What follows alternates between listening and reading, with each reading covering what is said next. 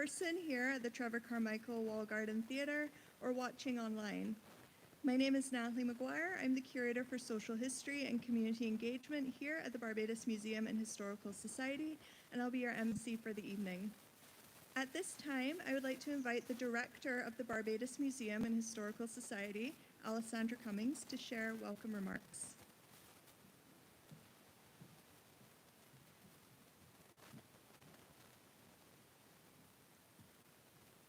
It's okay, you can clap.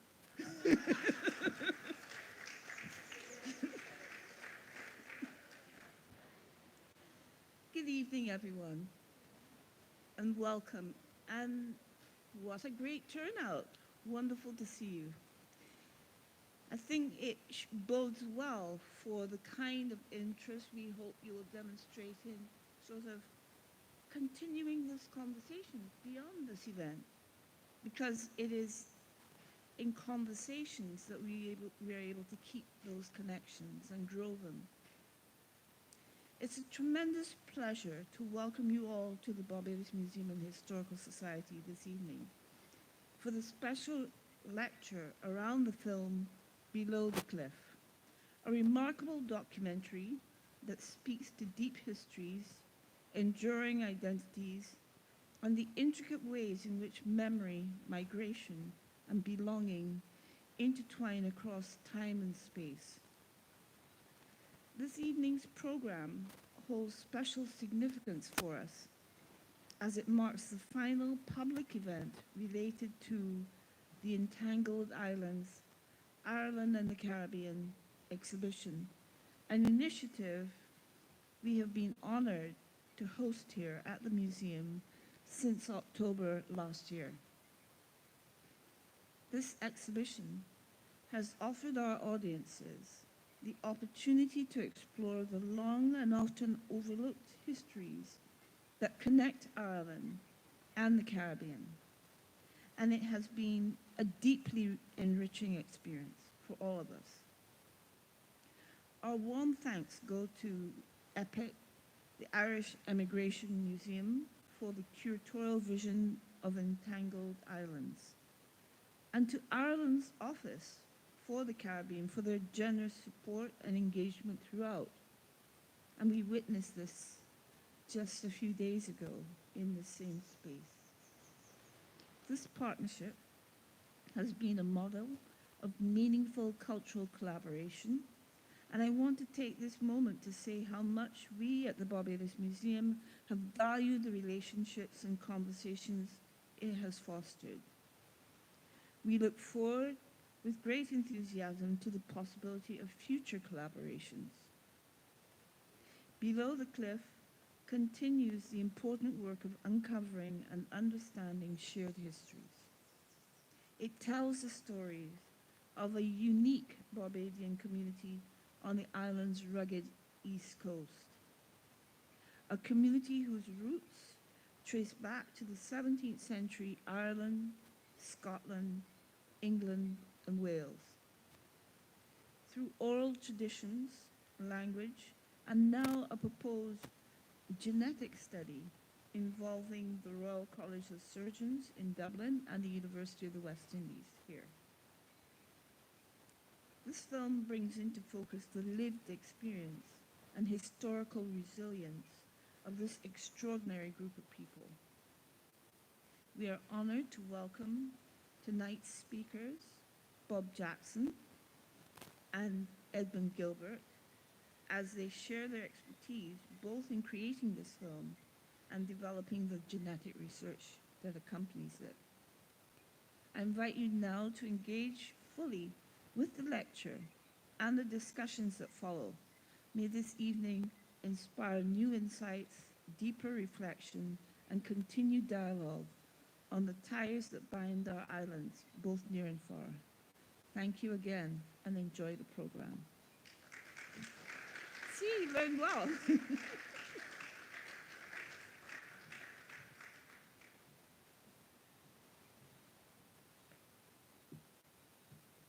Thank you, Alessandra.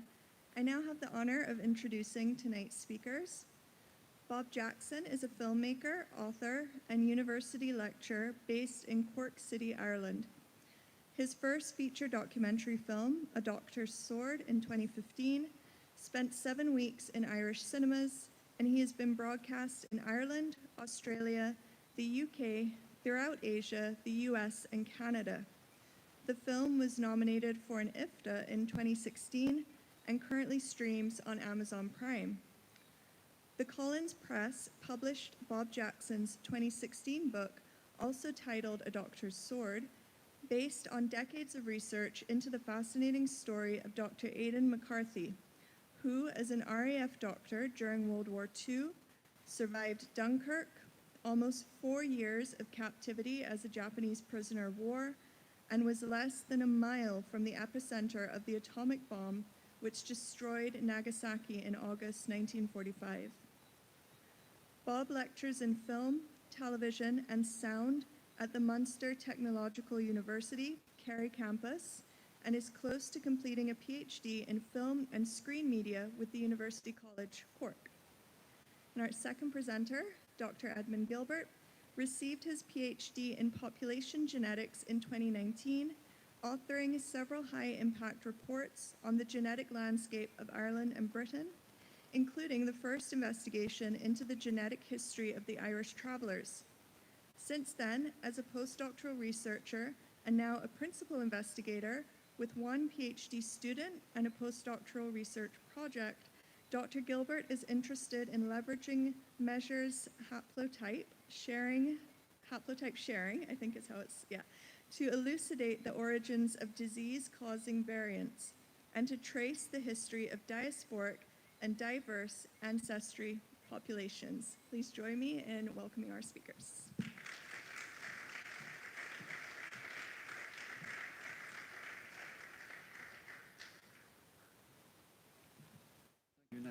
Thank you, Natalie, and thank you, Alexandra. And I'd like to thank all of you for coming here this evening. And I'd also like to welcome everybody who's tuning in online. This is a huge honor for me to be here this evening. It's mór an onóir dom bheith ag caint libh anocht in Barbados. Okay? So I'd just like to say that first of all. And the reason I wanted to just open with a couple of words of Irish is because I suppose as you're engaging with the history and the situation that evolved here over many, many centuries, you'd have to consider the fact that at a certain point there would have been a lot of Irish spoken on this island. When people would have arrived in the 1600s, there would have been some version of a Gaeltacht, which is an Irish-speaking area, in Barbados, or in pockets of Barbados. And I had a meeting with the University of West Indies yesterday. Professor David Acumbo is there, and maybe in a couple of years there'll be another Gaeltacht in Barbados at some time. So we're developing these cultural links, thank you, and hopefully these will lead to greater links between both of our countries, and there should be some very interesting results will come from this, we hope. Now, I would also like to thank Sharon Lennon from the Irish Department of Foreign Affairs and Ireland's Office for the Caribbean, who arranged and organised this trip that myself and Ed have made for this for the week. We've done some great work in terms of research, and it's been great to meet people. And I'd really like to just extend my thanks to Sharon for organising that. I'd also like to thank Natalie and all the staff at the Barbados Museum and Historical Society, and Brian and Travis above for helping us just to make sure all this goes according to plan. I would also like to pay special tribute to my sister-in-law Carol and her husband John, because this is my 3rd visit to Barbados while working on this documentary and conducting research, etc. And without Carol and John's support, letting me stay in their house, borrow their car, etc., and just give me advice on what to do and what not to do and where to eat, etc. They have been a huge support, so thank you, Carol, and John, and Chrissy and Sally. So just to move on then, what I would like to do, just to explain what I will be discussing here tonight. For about the next hour or so, I'll play you some clips of interviews that I've conducted with members of the community in St. John. And just to put some of that in context, I'll play you a couple of short clips and then I'll discuss briefly in a little bit more detail some of the context of what you're looking at and listening to. And Ed is then going to speak for about maybe 30 minutes or so, and at the end we'll take questions. And I'll be really looking forward to the questions and the suggestions that you have, because in these situations it's always at the end when somebody comes up and they introduce you to someone or put you in a direction where these kind of personal interactions, they yield really, really good results. Okay? So just to begin with, what I want to play you first of all is a clip that I came across years ago. Could be 20 years ago or more. Might have been on TV when I was a kid. Okay? Now, I'll just play it for you, and then I think you'll understand what the point I'm trying to make. Sorry, we should have sound with that, Travis. Just check in case my laptop is possibly muted. Mrs. Allen is also the local post office. Their soft accents are typical of Montserrat and might easily be confused with the lilt in parts of West Cork. Now, how did the family come to Montserrat, Mr. Allen? Well, the Irish people came to Montserrat on account of Cromwell, where was exiled. We heard they had some fighting there, and the Irish people came and they was inside. So they was sent out of the island. So, and we are some of the older descendant. We have Allens, Daly, Sweeney's, Ryan. They're all related to you, are they? They are all one relation. So I think you can tell listening to that there's a very particular accent. Now, for me, coming from Cork, that is very clearly a West Cork accent. The man in that clip sounds quite like my grandfather. So I remember seeing that possibly decades ago, and it really struck a chord with me, because it's something that a lot of Irish people are not aware of, this connection between Ireland and the Caribbean. Some Barbadian people that I've spoken to are actually quite surprised by that, but it's something that we don't really know a lot about. A lot of people that you would speak to, they might have some vague idea, but it's nothing too precise. So that was the first introduction that I would have got to this whole topic. And a number of years ago, when my wife and our kids were coming over here on holidays, I said, look, I'd like to pursue this a little bit more. So I read a bit about it. And then when I came here, I began to investigate it a little bit more and did more research into the work of the likes of Sir Hilary Beckles, Jill Shepherd, Richard Lygon, Richard Dunn, Matt Handler, Jerome Handler and Matt Riley, excuse me. And I began to put together a clearer picture of what would have happened during those decades, particularly in the middle of the 17th century. I'd also like to thank the Barbados National Archives, who were very helpful in sending PDFs of publications that they had, and also the Barbados Museum have been very helpful in sourcing documents and articles as well. Now, it's very difficult in this context to try to compress what is a very broad, kind of sprawling story. So I'll just try to keep things moving, but try to give as much information as possible without getting too bogged down in the historical side of things, okay? So the next clip I want to play you is from interviews that I filmed last year, in January of last year, when I made the journey to St. John and began to meet the locals. And I suppose when I mentioned the various research sources there a while ago, there's nothing better than actually going and meeting the people. And what I found was that the first person that you're going to see here is a guy called William King. And he's been a huge help because he's a member of the community, but I met him in a rum shop. So I went into a local rum shop, in Marcia's rum shop in St. John, near St. Martin's Bay. And I kind of announced what I was doing, and he said, I'm your man. So I interviewed him. I didn't drink too much. And I interviewed him, and I just want you to have a listen to William and also some neighbours of his, Anne Banfield and Hazel Downey.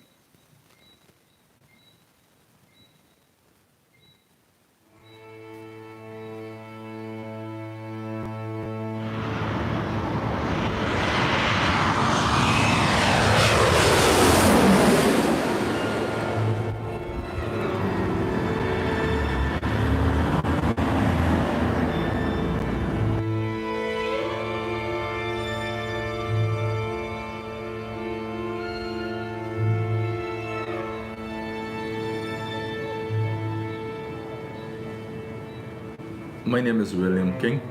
I'm from Martins Bay, St. John. I believe that I am a descendant of the Redlegs that were brought here from Ireland. I am the third offspring from my father, who was born in 1894. Most of the information that I know I got from my father and my relatives who were Redlegs. Some from locals that live in the neighborhood. Yeah, because my father used to tell me that his older generation used to talk about the Scottish wearing the kilts, right?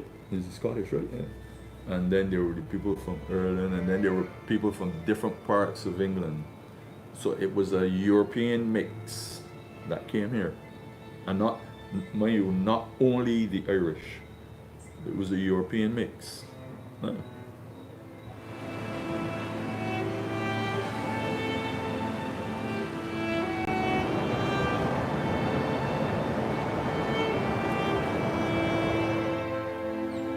My grandfather, he died when I was a little girl. And I was about 3. He was a blacksmith. He was a blacksmith, I know. My father, he never really talked to us much different than more than he telling us that our ancestors were English and Scotland and a part of the Irish. Yeah. I'm not sure how far down they went, but that is where it is. My other grandfather on the other hand, from my mother's side, he is more Scottish than Irish. I guess that's how the family line went down between the two. But as me to say which is more, I can't. Because my grandfather never lived to talk to me about it. No more than just what he told me. That her ancestors, yeah. Would you like to find out? To be honest, a bit, yes. Not a bit. I would like to find out more. Because I know as much now, I want to find out more. I would like to. So they have been incredibly helpful. I've known them now since last year, but they have been very, very supportive of this, and they are very curious as to where their ancestors originated from. And it's interesting that when I began this, let's say in 2022, I was expecting to find a distinct Irish group, and I, hand on heart, that's kind of what I was hoping for. But when you research anything, the story historically always becomes more complicated than you had first anticipated. Now, there's a lot of academics and researchers and genealogists here, so you know exactly what I'm talking about. So I expected there to be one through line to this story, but it's far more complicated than that. And this community, referred to by various names, but they are descendants of those indentured labourers, and it's not one distinct ethnic or national group. That population in 1977, when Jill Shepherd published her book on the community, she mentioned that they're neither part of the 4% of the white population or the 91% of the black population, that they fit somewhere curiously in between. They were separate, and they were for centuries, basically. And they lived apart to a certain extent. And the title of the documentary, Below the Cliff, refers to the area where a lot of them would have lived up until a certain point in the 1950s and 60s, and then they emerged from there and began to move closer to the shore, to the coast, etc. But it is fascinating that that once they had served their purpose centuries ago, that they were very much kind of pushed to the margins, and that was the case for centuries, until more recent decades, obviously.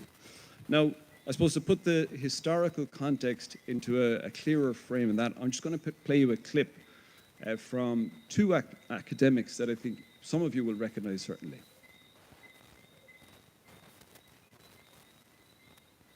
So, the term plantation does not originate in the Caribbean. The term plantation actually comes out of the English expansion and colonial rule across the Irish Sea into Ireland.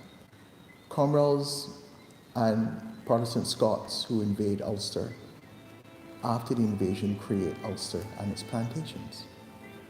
And the word plantation was used to describe British acquisitions or the acquisition of parts of Ireland, etc. So Barbados is not just plantations, meaning all the various estates, but Barbados was a plantation. The island itself was a plantation. I think the word in that context suggests a planting of the English identity, English practice, English ownership elsewhere. So the English are already beginning to experiment about how do you rule people who are different from you? How do you govern them? What is that administration going to be like? How do you get them to work so that you profit from them? That model is taken, we can say, tweaked on steroids in the Caribbean, especially with the introduction of enslaved African labor in the 1640s and 50s. But the terminology, plantation, comes out of that period of English colonial rule in Ireland.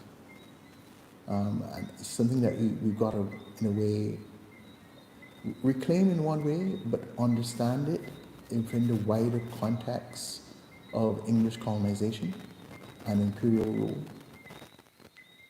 So I suppose when you consider that, that was something that I certainly wasn't aware of, that historically Ireland was England's first colony, and that's where England and later British Empire learned the process of effectively expanding their colonial conquests, etc., to lead to the British Empire in later centuries. And when you take that model and you look at how it played out in Barbados, Barbados became the wealthiest colony, the wealthiest English colony in the Americas. For a tiny island, which is half the size of County Louth, which was mentioned a number of times the other night, that's where Sharon is from in Ireland. It's the smallest county in Ireland. Barbados is half the size of that. Yet Barbados was the most profitable colony in the Americas, more so than the Carolinas, Virginias, Massachusetts, New England, etc., to such an extent that in later decades of the 1600s, colonial authorities would send people from those colonies to Barbados to emulate their methods. And, you know, obviously this was based on brutal enslavement, etc. But the link between Ireland and Barbados in that context, where Ireland was the first staging post for colonialism and imperialism, and Barbados became the incubator of this market capitalist, commodities-based economy, which basically we live with the legacy of today. Kevin Farmer pointed out to me in the interview that he used examples like Lloyd's and Barclays originated, and those financial powerhouses developed their wealth and their success during this period. And that the success that the colonial system had in Barbados was then exported through the East India Company, etc. So it was a surprise to me to see historically how both countries are like milestones on this historical process. Now, back to the, I suppose, the indentured link to this and the Irish link to this as well. Last year, when I was interviewing Hazel and Anne Downey, it was their grandson told me about this, which was very interesting when I came across it. Some of you, I'm sure you're all probably familiar with this monument in Bridgetown.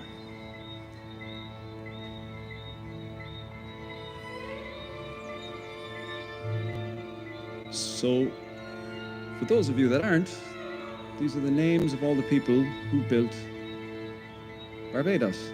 And I was amazed to see the number of Irish names that feature in this.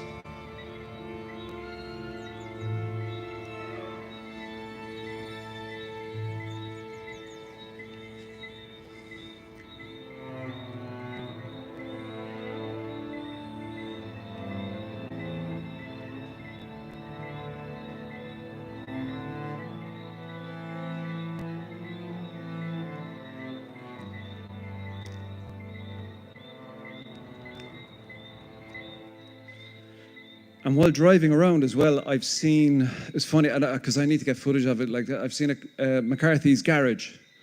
And the story that Natalie was telling you about, that I worked on previously, I think, you know, the McCarthy family would certainly get a good kick out of that. And I've also seen an O'Brien's garage, and there's numerous, like there's Waterford Road. I've come across that, and it's interesting to see how often, how prevalent this link is. But in looking at all of those names, there is a gap in the records of the number of people that traveled to Barbados, and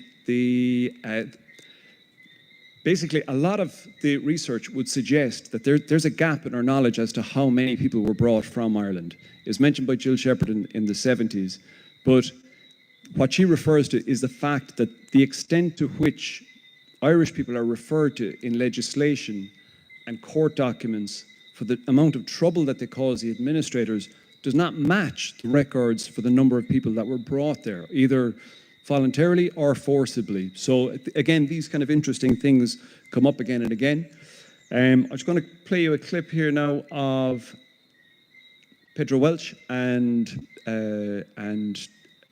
Kevin Farmer explaining a little more. Barbados, one of the smaller islands of the English-speaking Caribbean, became by the 1670s, perhaps, as some people put it, then the wealthiest colony in the British Crown. It had a far larger reputation as a profitable place than Boston or New York or any of those places. And the oil that sweetens that long distance trade is sugar. You refine it, and you use that, the funds that accrue from that, the profits that accrue from that are used to invest in other productive enterprises. A lot again related to long distance trade, shipping, and that kind of thing. Because invariably, it's some of the same families who were involved in the exploitation. So the planter in Barbados in the 1640s has got a family member in the Carolinas in the 1660s, who's got a family member in New Amsterdam around the same time or earlier. And they're simply building on the family wealth and spreading those connections.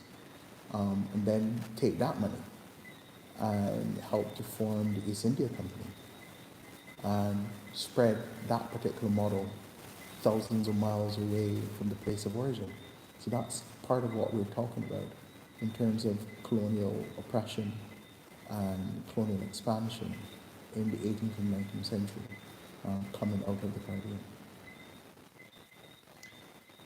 So, moving on from that then, you have a situation where there's a group of people, many of whom are based on the east coast of Barbados, we just use St. John's Parish as an example.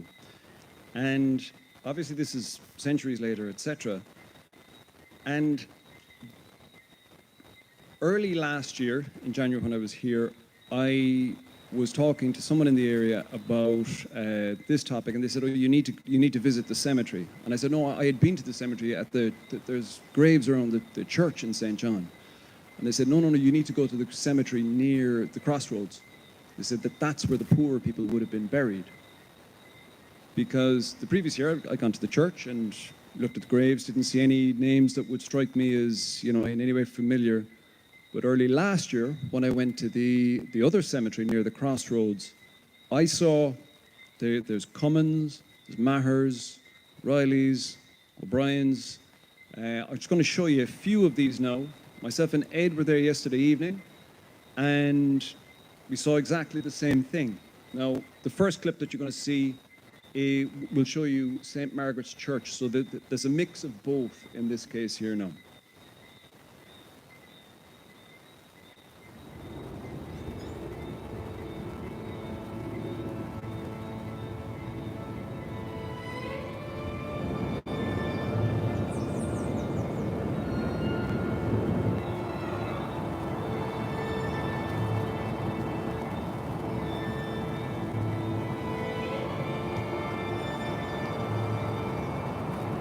A few O'Neills, Riley, O'Neill, Doreen.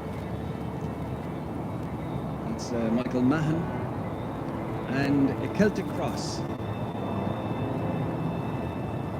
And Dennis Mark Donovan. Now, these people some of them are more recently deceased, but they're obviously the descendants of people that came from Ireland. Incidentally, when Ed and I were at the graveyard yesterday evening, the one that has the Celtic cross, the name on that is Patrick, or it's spelled Parrick, so maybe that's the way they pronounce it, but it's Patrick Shea. And Patrick Shea, who might have died about 25 years ago, I think the date of the death is about 20, or around the turn of the century. So obviously this individual had a strong emotional connection to Ireland, but I haven't had a chance to follow up on that yet through the local reverend, etc. But it's certainly something worth exploring. But you can really see from that there is this very, very strong connection. And I mentioned a while ago that because the numbers don't really add up, you do have a situation where the Irish are mentioned again and again by colonial administrators. They don't want any more Irish. I'll just show you a selection. There are a lot, and I could add a huge number to this. The Irish are described as rogues, a profligate race, we have our turbulent and dangerous spirits who thought nothing of joining themselves to runaway slaves. They caused great damage to their masters by their unruliness, obstinacy, and refractoriness. They were cordially loathed by their English masters. And I think this is a governor from the 1670s said that he was for the downright Scot, who he was certain would fight without a crucifix about his neck. And the Irish are the worst, being good for nothing but mischief. And this comes up again and again. Like, there were several Irish servants and Negroes, pardon the term, out in rebellion in the thickets and whereabouts. And this is a quote that often comes up, that we were referred to as a riotous and unruly lot. The thing that surprises me, every time you read this type of material and the comments, that the letters from the governor of Barbados to the Privy Council in England, or the minutes of the Barbados Assembly from the 1660s or whatever, it's as if they're surprised that the Irish were not fully behind their colonial project, which is shocking because, again, when you're researching something like this, I've been going back into what really happened in the 1650s, okay? And, people would have different perspectives, or some people would try to maybe revise the history slightly. But there's something, if you're interested in it, I'd recommend you check it out. And it's on the Trinity College Dublin website, called the Down Survey, which was a survey of Ireland where they basically confiscated all of the land, particularly Ulster, Connacht, and Munster. Ulster, Munster, and Leinster, and everybody else was told to hell or Connacht. Now, I thought up to a certain point that was a little, maybe there was a bit of creative license with that quote, etc. But it's true. 2.5 million acres were confiscated. Catholic land ownership went from, I'm not sure what it was, but it went down to 2%. in the country. So basically, they took all the land, booted everyone off, and at the time, in Ireland, under the law, if you could not support yourself, you were legally Barbadosed. So if the population is dispossessed, made destitute, and then legally transported, then it's very surprising that they couldn't get their head around why the Irish weren't fully behind, that wouldn't support their militia loyally and effectively. It's one certainly for more research and discussion. So this leads onto something that I was very, very surprised to learn, which is that there were incidents of rebellion in Barbados, and there's numerous of them. There's numerous instances of this, where the Irish and Scottish were joined with African slaves in organizing and planning acts of rebellion. Now, it's something I was certainly very, very surprised by. But the thing that is often overlooked is that it was the anti-Catholic bias against the Irish which really, really turned the heat up on this. And politically, the Irish were in league, or would have been loyal to the French king or the Spanish king. And this is where they lay their aspirations, etc. Now, I'm just going to play you another clip here from Pedro and Kevin, and they'll explain in a little bit more detail.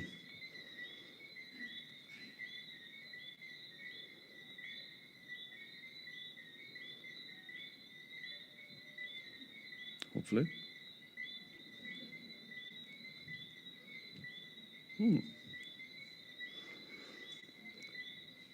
Aha.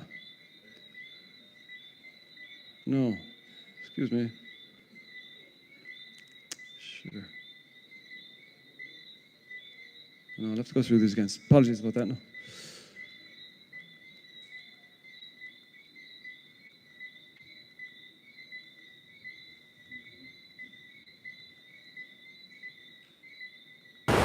There we go. There was, in fact, in the 1670s, I think there was a fear that there was a rebellion, a planned rebellion, which Irish were listed as having collaborated with enslaved people to plot a rebellion against the ruling white classes.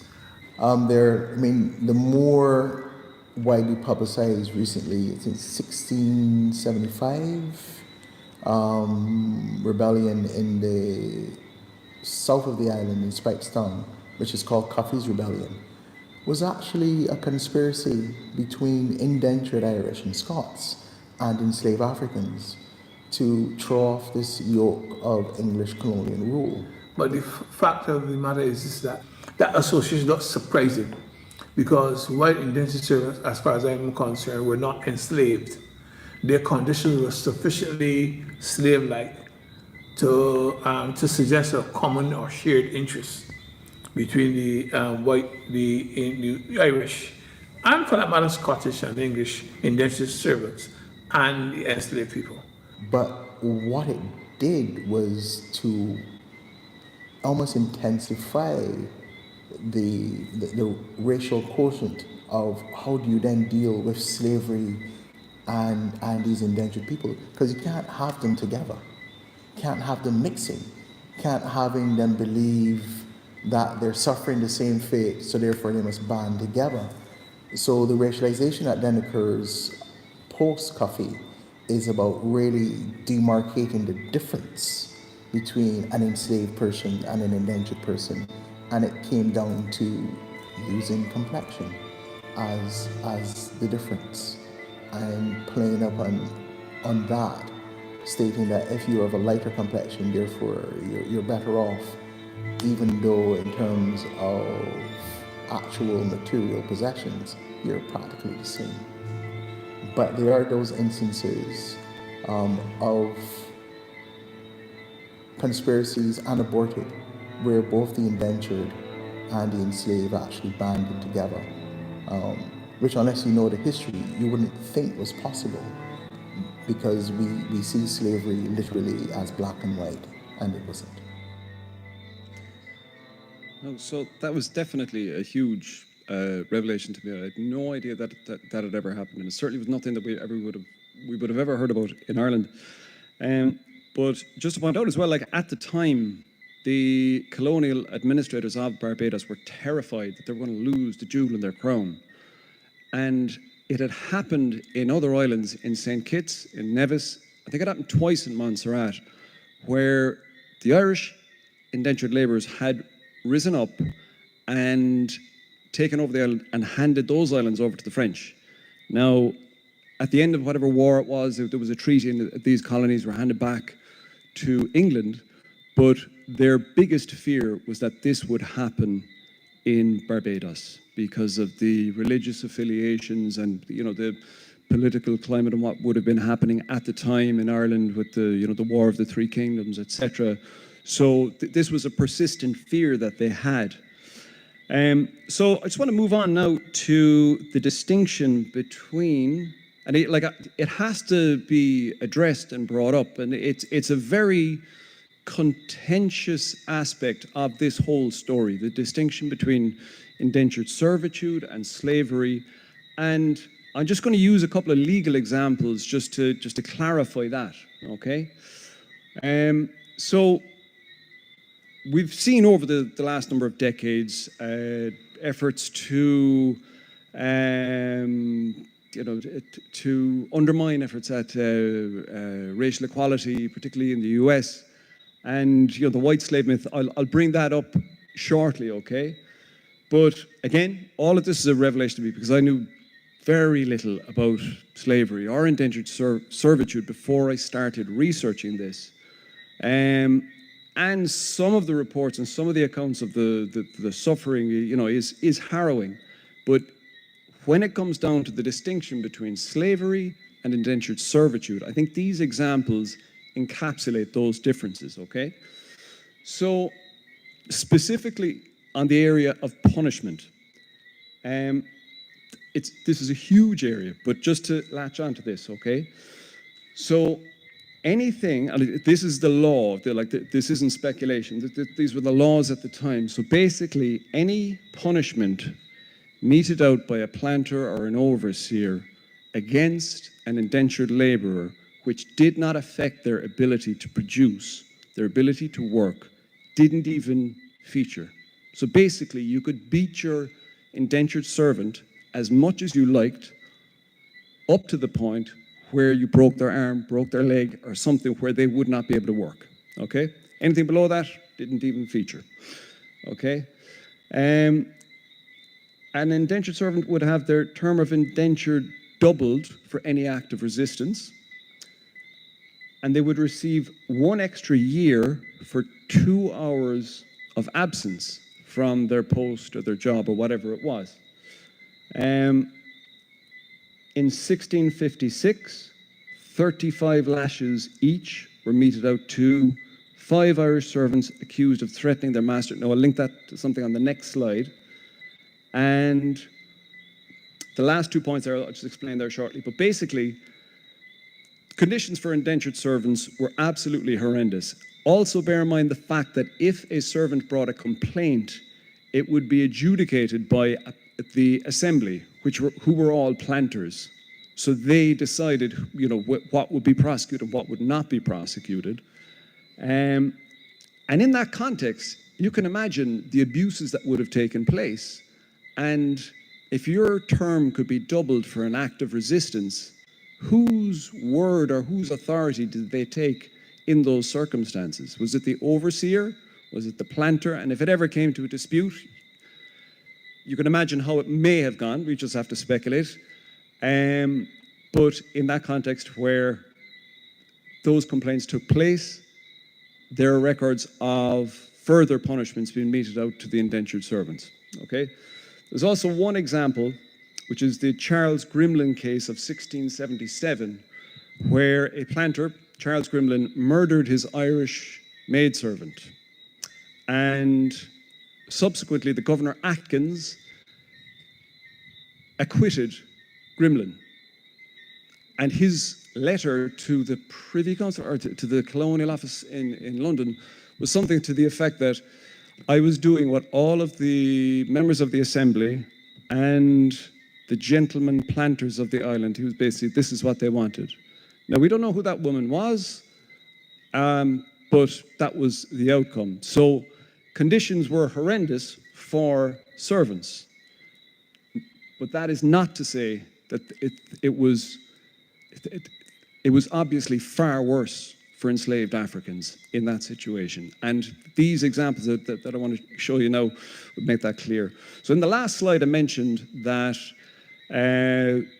5 Irishmen received lashes for threatening their master, okay?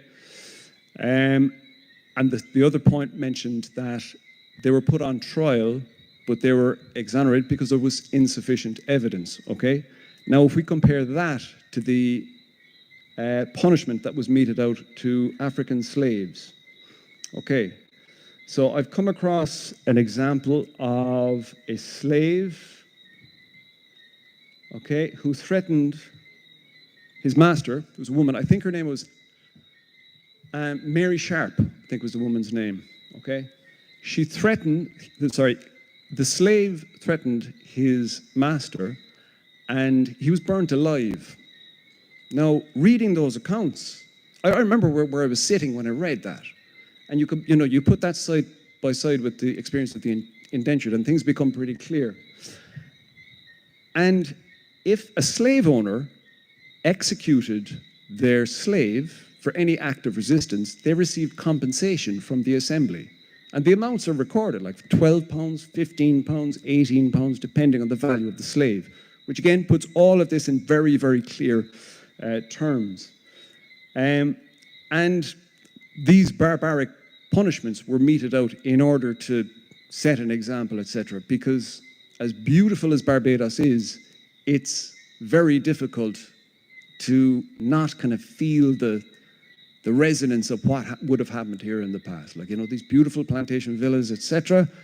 We know we can imagine what would have happened in these places. And so, again, all of this has been a revelation to me. These are things that I had no idea about previously.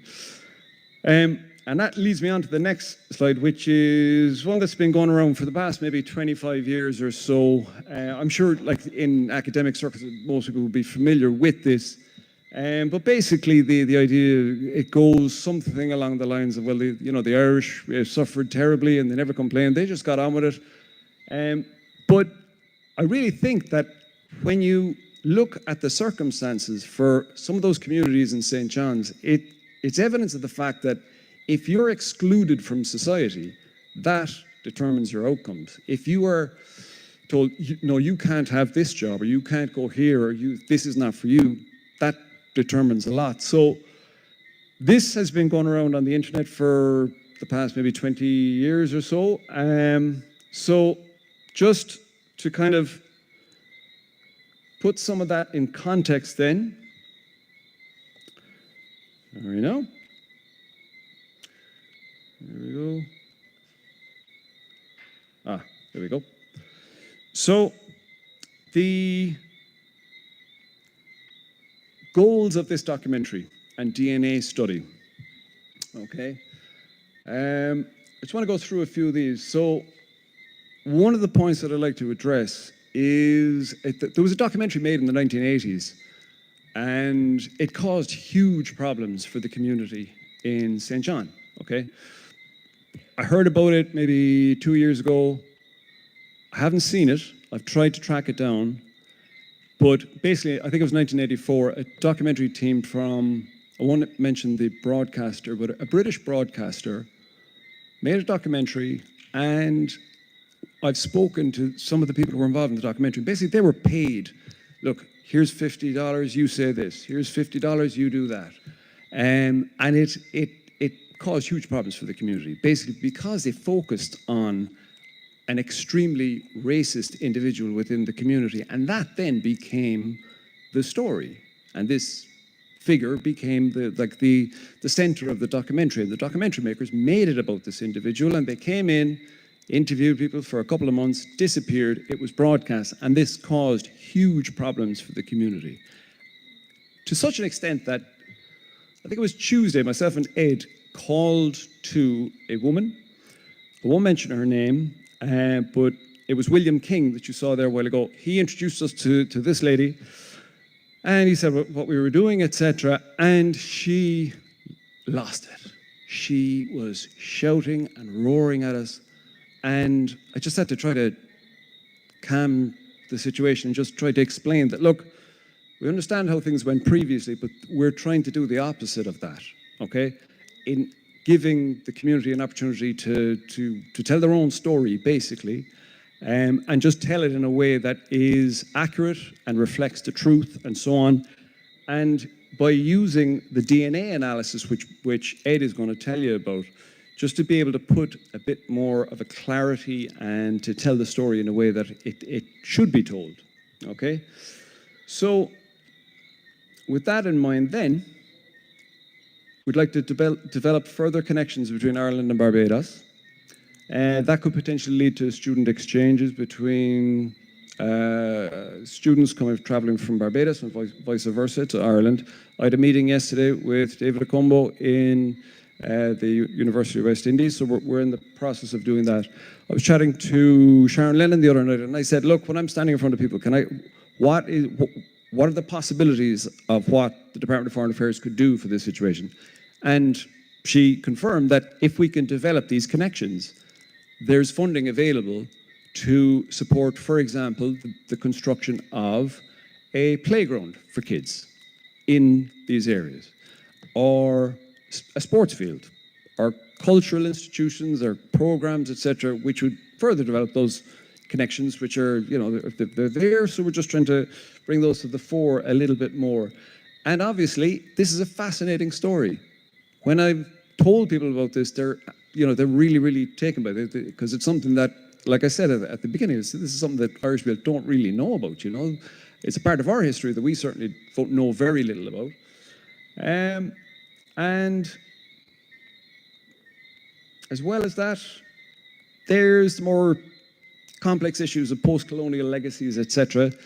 There's a point that I made to Sharon Lennon there a couple of days ago, which is that realistically, although we're slow to admit it, Ireland has more in common with countries historically, countries in Africa, the Americas, etc., that were colonized, to the extent that I mentioned there at the beginning in relation to the dispossession, etc.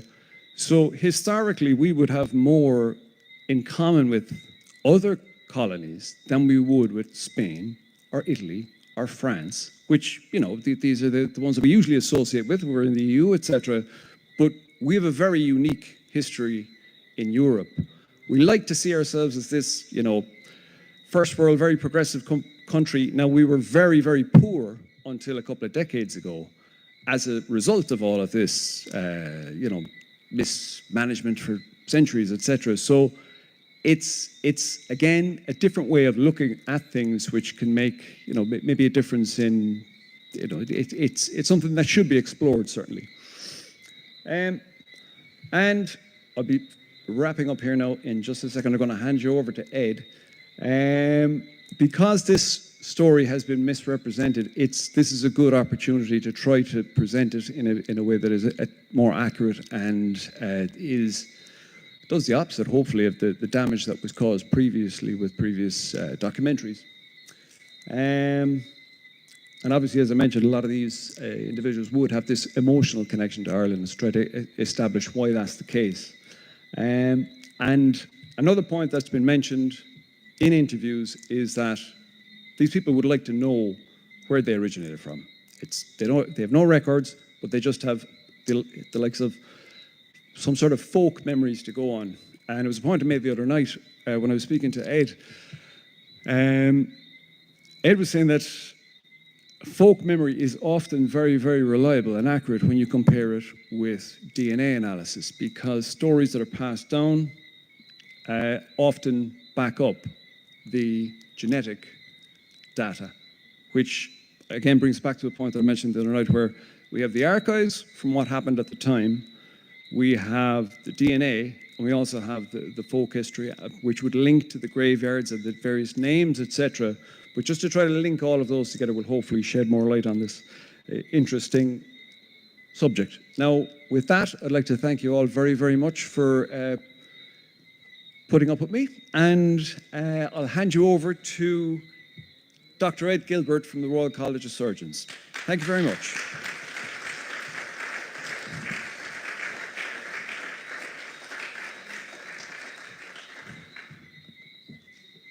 Hello. Yes, my name is Ed Gilbert. I'm a lecturer in Dublin in Royal College of Surgeons.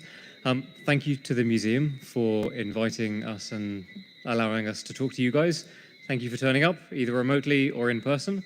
And thank you to Bob for getting me involved in this, right? So a couple of years ago, you kind of rocked up to our offices and talking about Newfoundland genetics and then Barbadian genetics and Irish genetics. And here we are, getting to enjoy some nice Barbados weather. It's like 18 degrees in Ireland at the moment, which is enormously warm for us. So it's nice to have some like cool, nice, humid weather this week. Okay, so what I'm going to do is just talk about the plans of this project. So at the moment, the project is not live. It's kind of in its design stage. We're essentially meeting groups of people and trying to figure out exactly how we're going to do this study, because we do see value in it. We think it's going to be an interesting scientific study, but also something that's of sociological benefit, okay? So let's start talking about genetics, but not in too much detail because it's late at night. Okay, so why is the study taking place? There is this community of descendant ancestry of people that we suspect have descendant ancestry from the individuals who were brought over from the British Isles and Ireland starting in the 1600s due to the Wars of the Three Kingdoms. These displaced people that were brought over either voluntarily or involuntarily and have stayed in Barbados. And the idea being that these communities still have that ancestry. And using the lens of genetics, we could use this powerful technology to be able to look and see if that ancestry is there, is detectable, and kind of explore who were the types of people that left their ancestry in the landscape of Barbados. So the rationale behind this is, of course, genetics is a powerful tool. It allows us to measure ancestry and measure relationships between people. Because if you share ancestors, you'll share a relationship and you'll share some amount of genetic information in common with them because you share common ancestors. So what we're going to do, what we're planning on doing is very broad strokes, collect DNA samples with individuals with this descendant ancestry. I suspect personally that they're not going to be all individuals with all four grandparents, but a mixture of people that have maybe half their family are from the descendant communities and half maybe not, or three grandparents, maybe some people with four grandparents. So with these individuals, these guys are like genetic records of that community. And so taken together, a couple of tens of people, 20, 50, 100 individuals, we would be able to analyze them collectively and explore their ancestry as it relates to Britain and Ireland, which is essentially what we're experts in back in Dublin. We're population geneticists, so we study the genetics of different communities with an eye to understand their history and their origins, as well as some other things like the genetics of health. But here we're talking about the genetics of history. So, roughly what we're going to do is collect DNA from saliva samples. So all you need to do is spit in a tube. That tube has some liquid in it that acts as a chemical preservative, and we can essentially store this tube at room temperature for about 12 to 24 months. So what we can do then is just go around collecting saliva samples and then ship them off back to Ireland, where we can process and extract the DNA from that sample. And then we can use that DNA to generate genetic data. So digitalized genetic data that looks at several 100,000 sites across the genomes, sites that we already know that varies between most populations across the globe. And by understanding and by comparing people's genetic data or their genotypes, we can start exploring genetic relationships from this. So the idea being is that people will come and essentially spit in a tube for us, and we'll allow consent as part of the procedure. Then from that DNA, which is essentially just cells from your cheek or cells from your immune system as well that is in your saliva. From these cells, we can extract DNA. We can do all these sorts of testing, which can be shown here as a couple of like diagrams, but essentially what we would be doing is using some clever chemical stuff to produce a table at the end of it, which is a list of samples, and for each genetic variant we've tested, what genotype they are at that position, whether they have an A, a G, a C, a T. So then from this genetic data, we could just collect genetic data and assign it an individual ID code for that individual and call it a quits. But what we found out, which is why I'm going to go into detail a little bit in a couple of more minutes, is adding extra data, genealogical data, vastly improves the information around these DNA samples. And I think it's going to be critical for this study to do so. So what we're going to do is, if a participant wants to be recruited into the study, they consent into the study, they're also going to be probably giving some sort of genealogical information. I suspect back to about the grandparental data.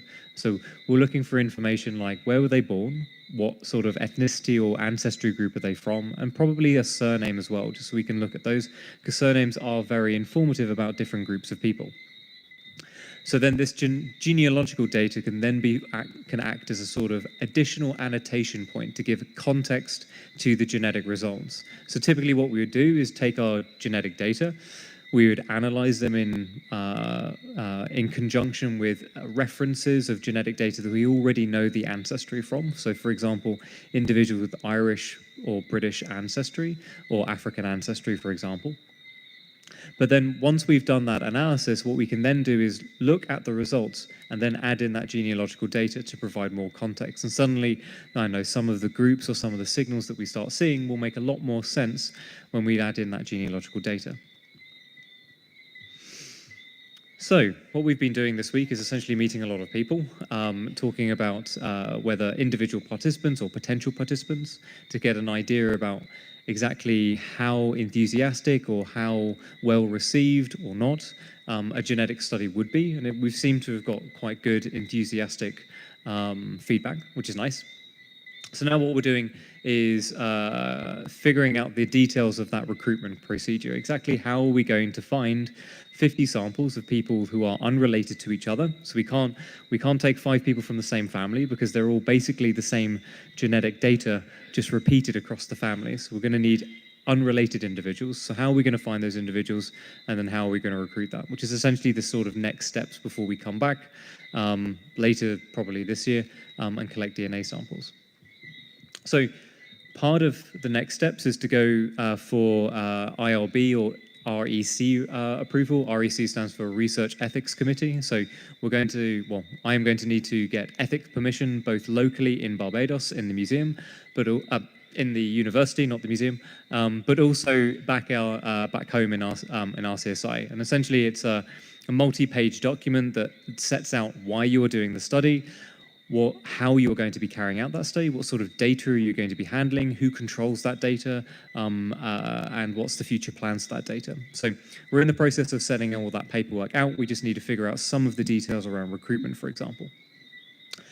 And so once we've got ethical approval, both in Barbados and in Ireland, that will allow us to consent people to participate into the study. And so that's what we've been talking about previously, where what we're going to be doing is, once we have the approval, we do the recruitment, and then we do the genetic analysis. So we find in genetic data or genetic studies, all the hard work is to get the DNA samples. Once we've got the genetic data, it's complicated, but we know how to do that, right?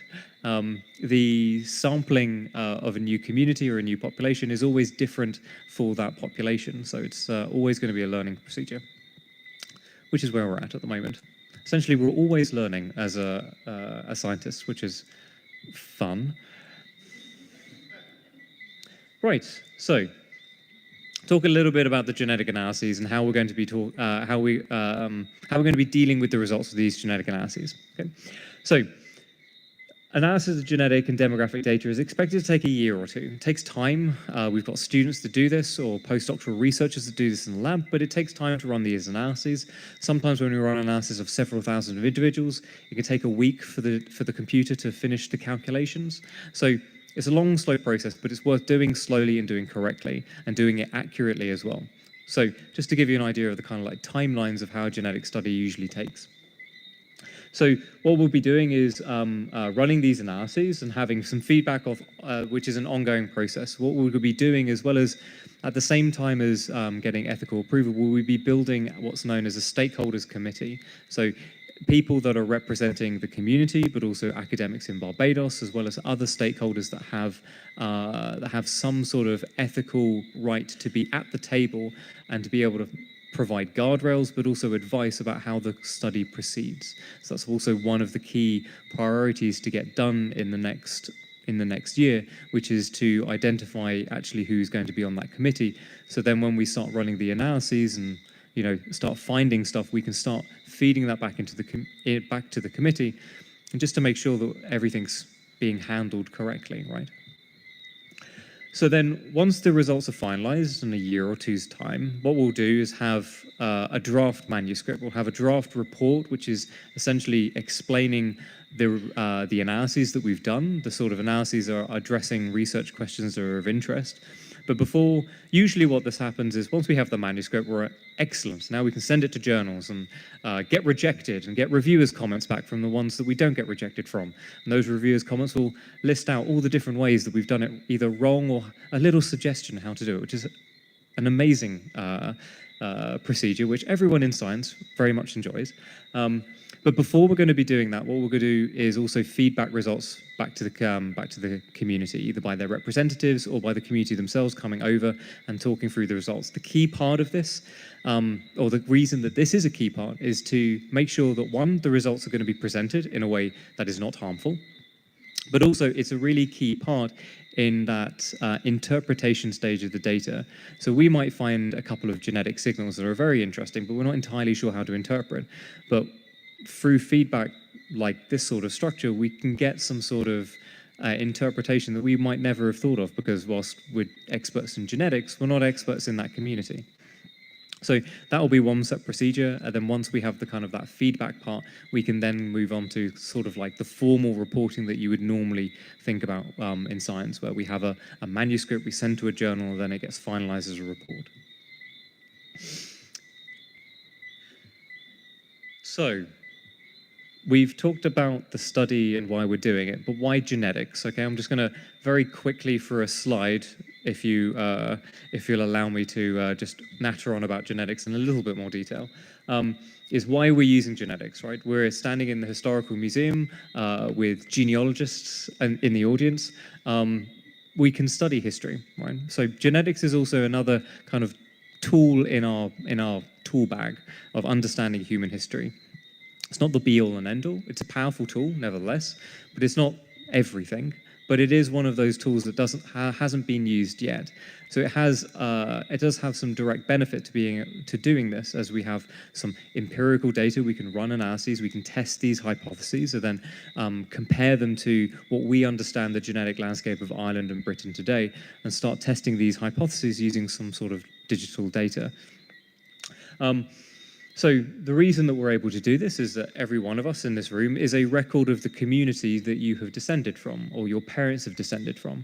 You're holding an incomplete record because you don't carry all the genetics of every single one of your ancestors, but you carry a subset of that genetic data. So you're sort of like an incomplete record.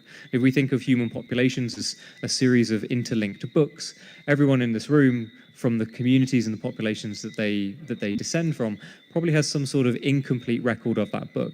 So if we sample lots of individuals from the same community, what we're doing is getting lots of incomplete copies, and we're able to combine them together to get a complete copy, or a near complete copy that we can then analyze collectively. Hence the reason that we want to recruit about 50 individuals. It gives us enough sample size to be able to look at this from a kind of a collective position. And so what we can do is we can study things like, how many ancestors do people share in common, and we can use that sort of information to trace ancestry. So we can explore the proportions of African or European looking ancestry within these individuals, but we can go one step further to look within that European ancestry and then to see where that ancestry comes from. Is it mostly Irish? Is it mostly Scottish? Or is it going to be a mixture between Irish, Scottish, Welsh, and English individuals? So this is something that we can do, we can plan for, and that's essentially the aim, right? To look at the ancestry of these individuals and to be able to look at it in a lot more detail than has ever been done before.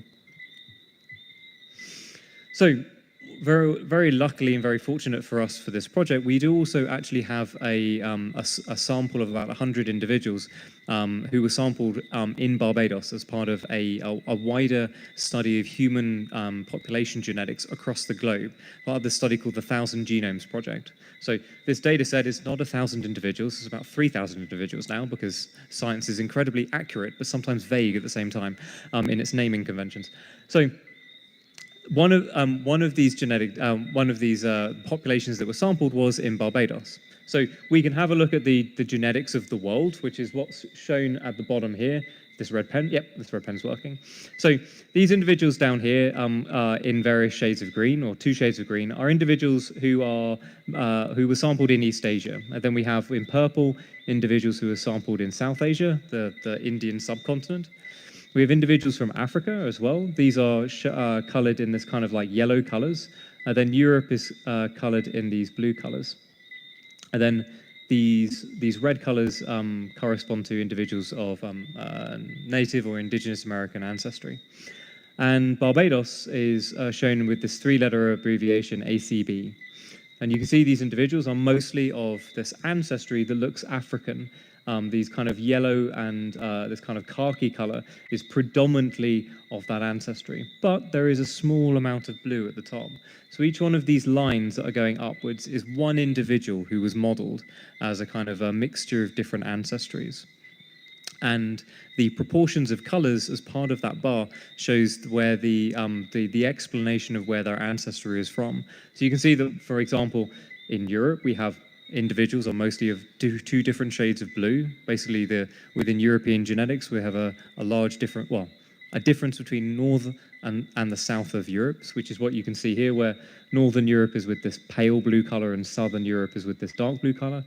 And you can see that those colors are shown in Barbados here.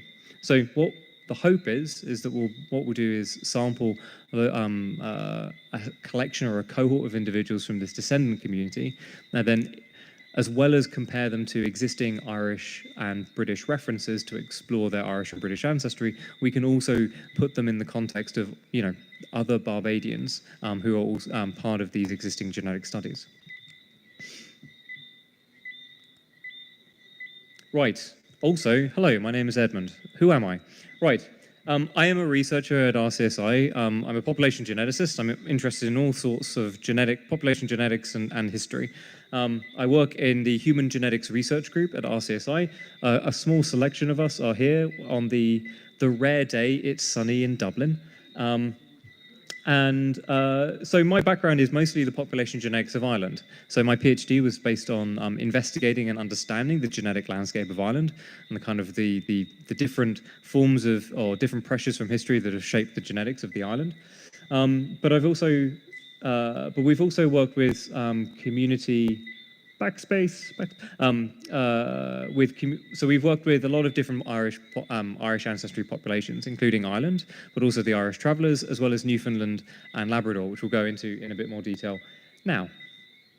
So I want to show 2 examples of how genetic studies have happened within our lab, just to show you that we've worked on Irish genetics, but also then on the second case, how it looks like when we studied Irish ancestry in a diasporic community. This one being Newfoundland up on the north coast of Canada. So, the Irish DNA Atlas. This is the data set that basically my PhD was spent on. And I wanted to mention it mostly because we're in the Historical Museum with a load of genealogists, right? So, the Irish DNA Atlas is a data set of individuals with Irish ancestry. We've collected their genotype data, or their genetic data, and we've used that data to understand the genetic landscape of Ireland. But the reason that we were able to do this was from genealogical data. So this data set was designed and recruited in conjunction with the Genealogical Society of Ireland. What they did was handle the recruitment. They also handled the annotation of these samples, linking up the genealogies of these individuals up to their great-grandparents. So every one of these individuals in the atlas has all 8 of their great-grandparents born within 50 kilometers of each other. The idea being that each one, therefore, represents the ancestry at a specific area in Ireland. So what we can do is map them on a map and then understand how different geographic regions in Ireland genetically relate to each other. And indeed, that's what the PhD was based on. And so what we do is a very similar thing to what we're proposing in Barbados. We collect saliva samples from individuals who meet these criteria. We record their genealogies. We map them out on a map, or we might not be doing that. And then we basically run some sort of genetic analysis where we investigate the genetic history of that population. The other example that I wanted to mention, also surnames. Everyone loves a good surname. This is some work done by a postdoc in our lab now, Ashvini. And part of her PhD was looking at the genealogical and the genetic data together. So we basically ran some sort of enrichment analysis, and we were able to find that on genetic clusters within Ireland, you can really see these surnames pop out, right? So we have these enrichments of Scottish surnames like Gallagher or O'Donnell up in the north of Ireland. We have enrichments of Sullivans in the south of Ireland, and so on and so forth. So, Irish ancestry in Newfoundland. This is the reason that Bob got in contact with us, because because you'd heard about the Irish ancestry project that we had done. So this was in conjunction with a genomics company in Newfoundland called Sequence Bio, who very kindly supplied us with genetic data, which we then analyzed for them. It was great. It was an amazing project. It started in lockdown and kept me sane, being stuck in the flat. So what we did was we took a load of individuals, or they sampled a load of individuals around Newfoundland in Canada. So you can see that everyone in Newfoundland is essentially born around the coast, because that's where the settlements are. There's basically not a lot inside Newfoundland itself. All of these coastal fishing villages essentially are scattered around Newfoundland. And we were able to show that each one of these individuals is a grandparent of someone that participated in the study, and they're color-coded according to their genetic community that they were placed within. Essentially, we showed that there were genetic communities that were connected by sea, but also geographically bounded, so they were in specific areas around Newfoundland.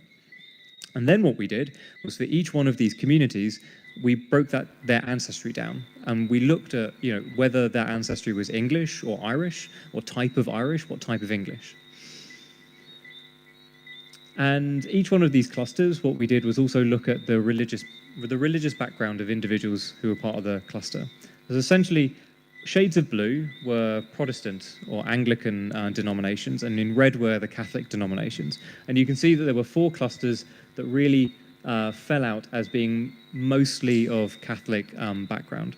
And then when we looked at the genetics of those individuals, we find that they're mostly of Irish background, and not just any Irish ancestry, but specifically Irish ancestry from the southeast of Ireland, which was really cool. It was a really clear signal. It's one of the clearest signals that we've seen in any of these projects.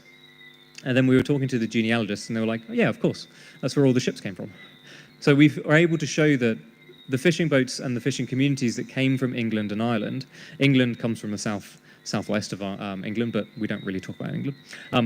We're talking about Ireland, right? So the ships that came from Ireland were mostly from the Waterford-Wexford area, and we're able to show that the descendants of those individuals are everyone from Ireland was being funneled into Waterford or Wexford. The individuals that came onto those boats that ended up in Newfoundland were from the local area, essentially. So this is a possible sort of analysis that we could do with this community. We could look at their ancestry. It's going to be slightly more complicated because there's probably going to be European tracts of ancestry and African tracts of ancestry that we will need to be able to analyze together. But it's still something that's possible and plausible that we can do, and we've got experience doing, and we have the genetic data sets to be able to answer these questions like no other lab in the world, which is really quite exciting. Well, I think so.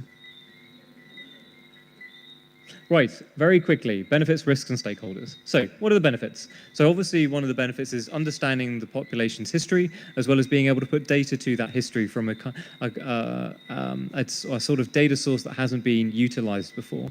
So it's novel, it will help elucidate or provide insights into a really fascinating question of Irish diasporic ancestry within the Caribbean, which is something that, yeah, as Bob alluded to, something when we say diasporic Irish ancestry, you know, in Ireland and in the UK, you kind of think, oh, America, Australia. But of course, there's this really important community and communities around Barbados and around the Caribbean as well.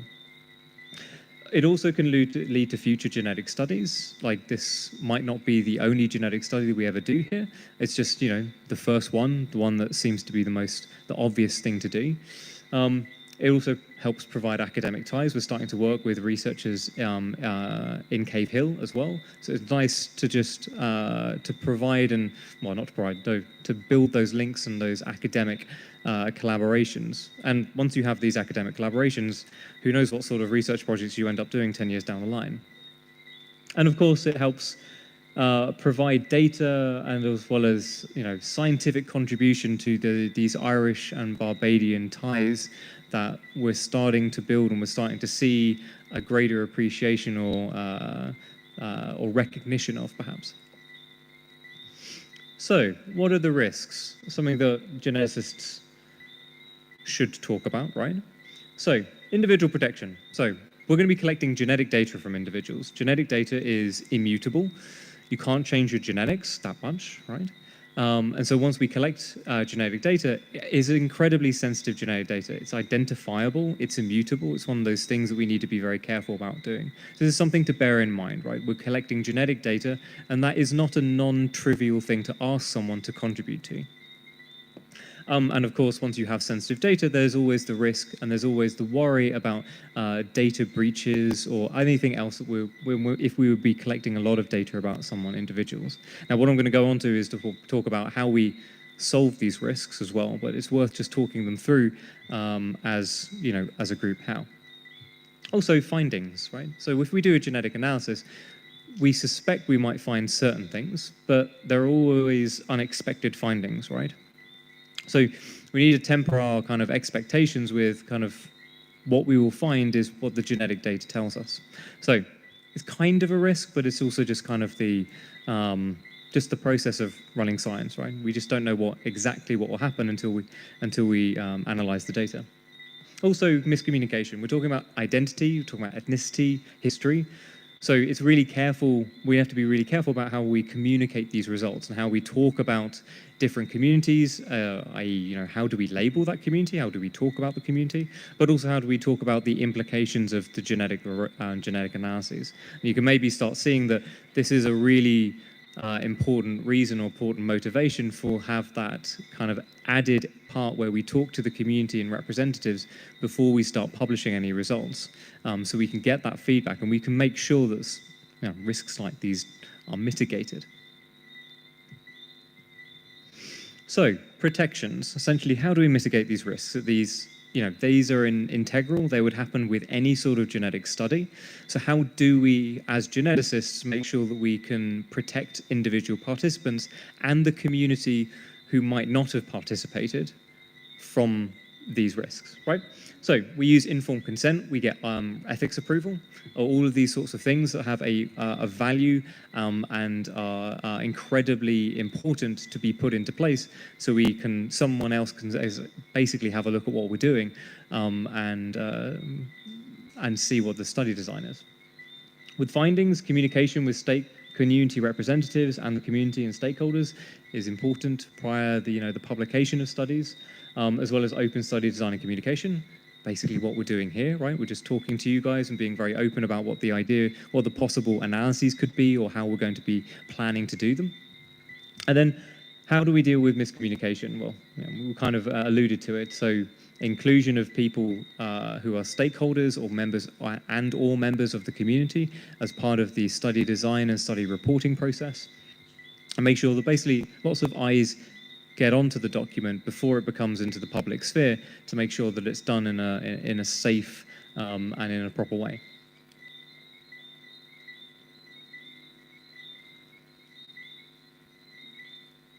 Hey, right. So stakeholders.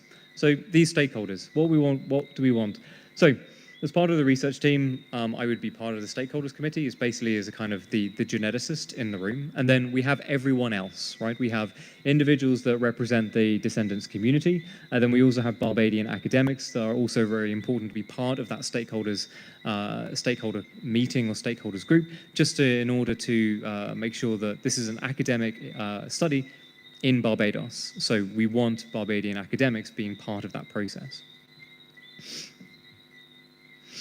So, to conclude, genetics over. Everyone can breathe slowly outside. Right? So what we're proposing to do is to carry out a DNA research study investigating the ancestry of this community of Irish, British, indentured workers ancestry. We suspect that it's of Irish ancestry, but of course we're probably going to find other British ancestry in there as well, as of course African ancestry into the community as well. We think that genetics is well placed to answer and to address some of these unanswered questions and provide a different sort of data to the sort of conversation that we're having around this community and other communities as well. We think it's an important and valuable contribution, which is why essentially we're doing this. Or at least we'd like to do this. And in order for that genetic study to be done in a controlled and a safe way that's going to mitigate and minimize harm and make sure it's done ethically and properly, we're going to be getting this diverse set of stakeholders, as well as essentially communicating regularly and getting that sort of feedback loop of running the analyses, seeing what people think, running the and then finding out the research questions that matter to the community to be able to answer. Right, that's enough of me nattering on. Thank you very much for surviving the lecture. Yeah.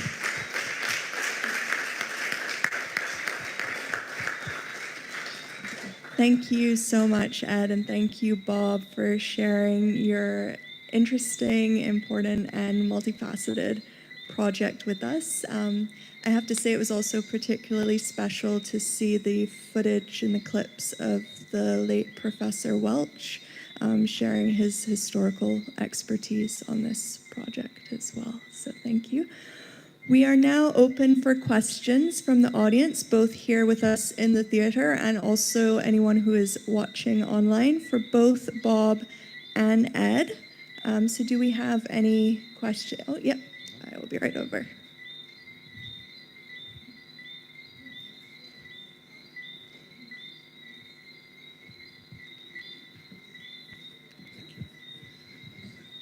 Hi, my question is for Ed. I'm Cliff Nolan, non-resident Paddy in Barbados.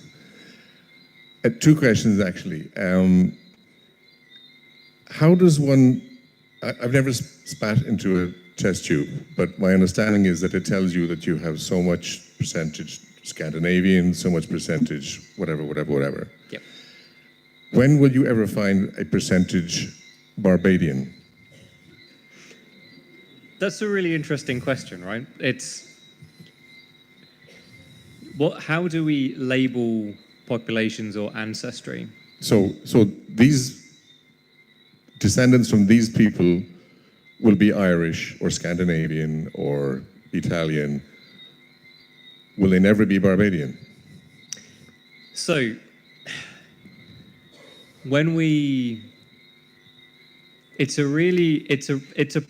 it's a question that we basically have to deal with as population geneticists all the time. How do you label ancestry and how do you define ancestry, right? Because they are Barbadian in ancestry, right? So it's a community that resides in Barbados. They have a distinct genetic or presumably a distinct genetic ancestry. So that's a population in and of itself. I think the question is that what we're trying to answer, though, is trying to trace back the European component of that ancestry, or the African part of that ancestry. So you can possibly think about it as a study of a type of Barbadian ancestry and understanding which components have kind of been brought together to create that mix. So if I do a DNA test in Berlin and I'm third generation descended from O'Malley, from Edge Hill, St. John, will it show up as a Barbadian identifier? Depends on the genetic. So it depends on the genetic test. If we're talking about commercial kits, like, you know, from 23andMe or Ancestry.com, not too sure. I'm not too sure how they would break down that ancestry. Has anyone done it? Like, what's the answer? What does it look like? Does it come out as Barbados or?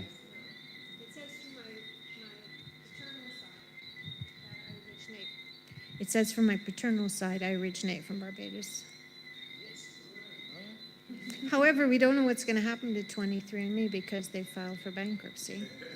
I didn't want to touch that subject, but yes. Hopefully somebody will buy them out because it's a really good site, really good.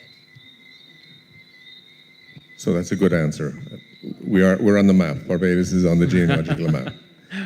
The other question was, it seems to me that when you're selecting the recruits, it becomes almost a self-fulfilling prophecy that you're only choosing people who are going to show up as Irish. So what we're sorry, Celtic. Yes. What we're wanting to do is sample people who self-identify as having ancestors from this descendant community. So it doesn't matter if they think their descendants come from Ireland, Scotland, England, or Wales, but from this kind of British Isles and Ireland descendant community. As long as they have ancestors from that should meet the criteria of study design that as we're looking at. So yes, we don't want to bias towards selecting only for Irish, then running the analysis and going, oh, the descendant community are Irish, but you know what you've done is just omit 75% of the community, right? Exactly. So we're going to need to be careful about how we do recruitment, obviously. Well, would need to be careful anyway, but need to be careful with that particular facet as well, where we don't prime recruitment to sample only Irish ancestry. But yes, it is a problem that we're cognizant of, yeah.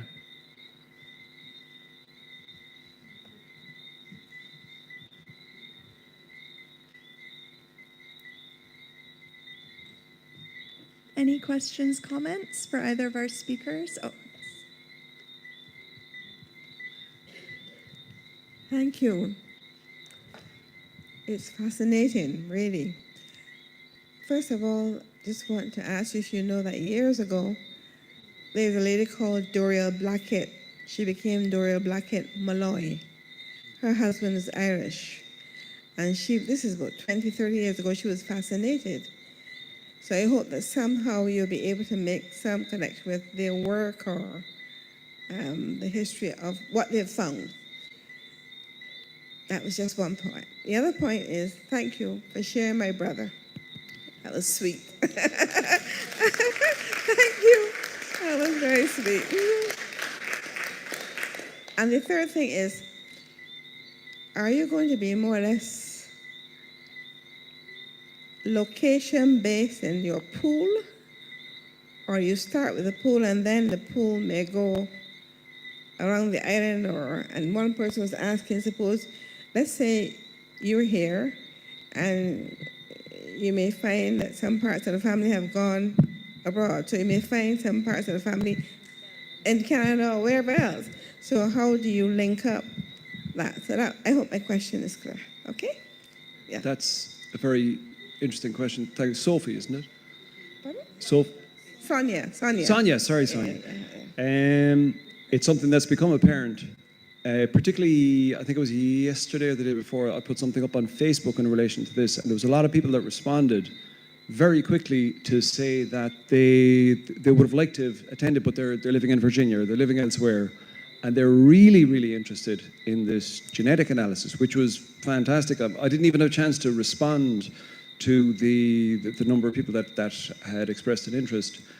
And also within Barbados, it's really only in the last week that it's become very clear that there's a lot of other areas that we need to visit. I had been under the impression that it was just St. John, maybe with a little bit in St. Philip, and I mean that's my fault. I suppose we all start with these biases, and then you find out more. So we do need to spread it out. And if any of you can help us with this, I put both of our email addresses there, and you can track us down through the universities, etc. But it could be a relative or a friend or someone you know, or there might be some publication or something that would help with that. And obviously then we'd reach out to, like I was talking to Patricia Stafford the other day, and there's other genealogists, etc. in Barbados. And I didn't realize, as Ed said there, that the local genealogists helped to formulate the samples that they took for some of their the RCSI's work. So if anyone here can assist or advise or put us in contact with people, or them in contact with us, that'd be hugely appreciated. Thanks. Good evening. Norma Springer. First, all of those gentlemen there have been identified. So please assign them their names and don't overlay any North American texts on their images.